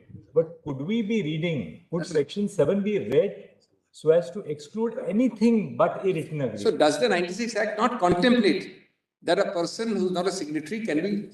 That's a better way. That's right. No problem. That's the point. No problem about this. Does the 96 Act contemplate a person not a signatory to be part of an arbitration process? I'll formulate it more clearly with this for tomorrow, but that's barred maybe too extreme, permitted maybe affirmative, or should we take a middle view? This we put it to him so that you can reflect on it in the context that agreement can be implied under the general law of contract and arbitration. Number 2, arbitration is specifically a matter of contract between the parties. Implied It's consent is not a one, public law. It's not a public. implied consent is one of the basis, juristic basis of the 15 I'm days. just putting it to you. Yes. So, that would be one issue. The other would be a larger issue I'm putting against myself, that does your lordship as a constitution bench think it fit that there should at all be a concept in Indian law called group of doctrine? I mean, group of companies doctrine. Namely, that all the judgments are wrong, which have adumbrated it. The judgment should not have adumbrated it. I mean, it's the same thing overlapping, but it's a larger issue. That judicial policy of your lordship does not contemplate because it's highly unjust, it's highly oppressive, it's unnecessary, it is productive of mischief. Whatever your lordship is, that's your lordship judicial policy. That's really only the issues arising according to me. You can put it in different ways, Balus. These are, now see number 4, Balus, D. It's one of the grounds, Balus. They're all bases. Piercing the veil, alter ego. These are all bases, Balus. Now let us turn to Balus justice.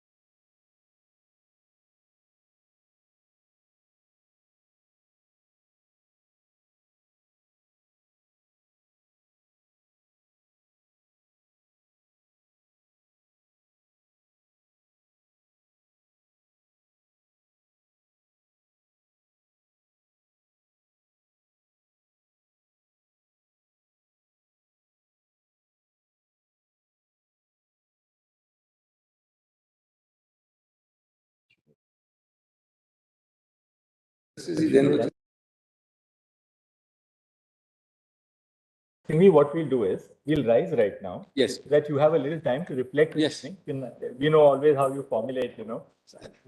Sometimes your number 7 is our number 8 or point number 6 is our number 5. When I oralize it, when I write it down, it is. I know that's right. It's on a lighter vein, Dr. Ringil. So we'll give you, so then tomorrow morning you will have, you'll have the whole evening to reflect and then. And then Mr. Solicitor will like it too. So it's a very important central act. This will have a bearing on the very course of Indian arbitration. Lord, I have. So we are happy that you are intervening because you, as the Parliament having. After my Lord's decision. No, we were suggesting that why is it that the Law Commission's recommendation was not followed? Just check it up. Just check that. I have already requested the Law Secretary that you give me entire details, whether it was considered, whether it was a conscious decision or just a casus almost. I have one request, my lords. I'm in Article 501.2, item 501.2. After my learned seniors complete, I'm giving you 15 minutes to make my submission. Of course, of course. Give your best.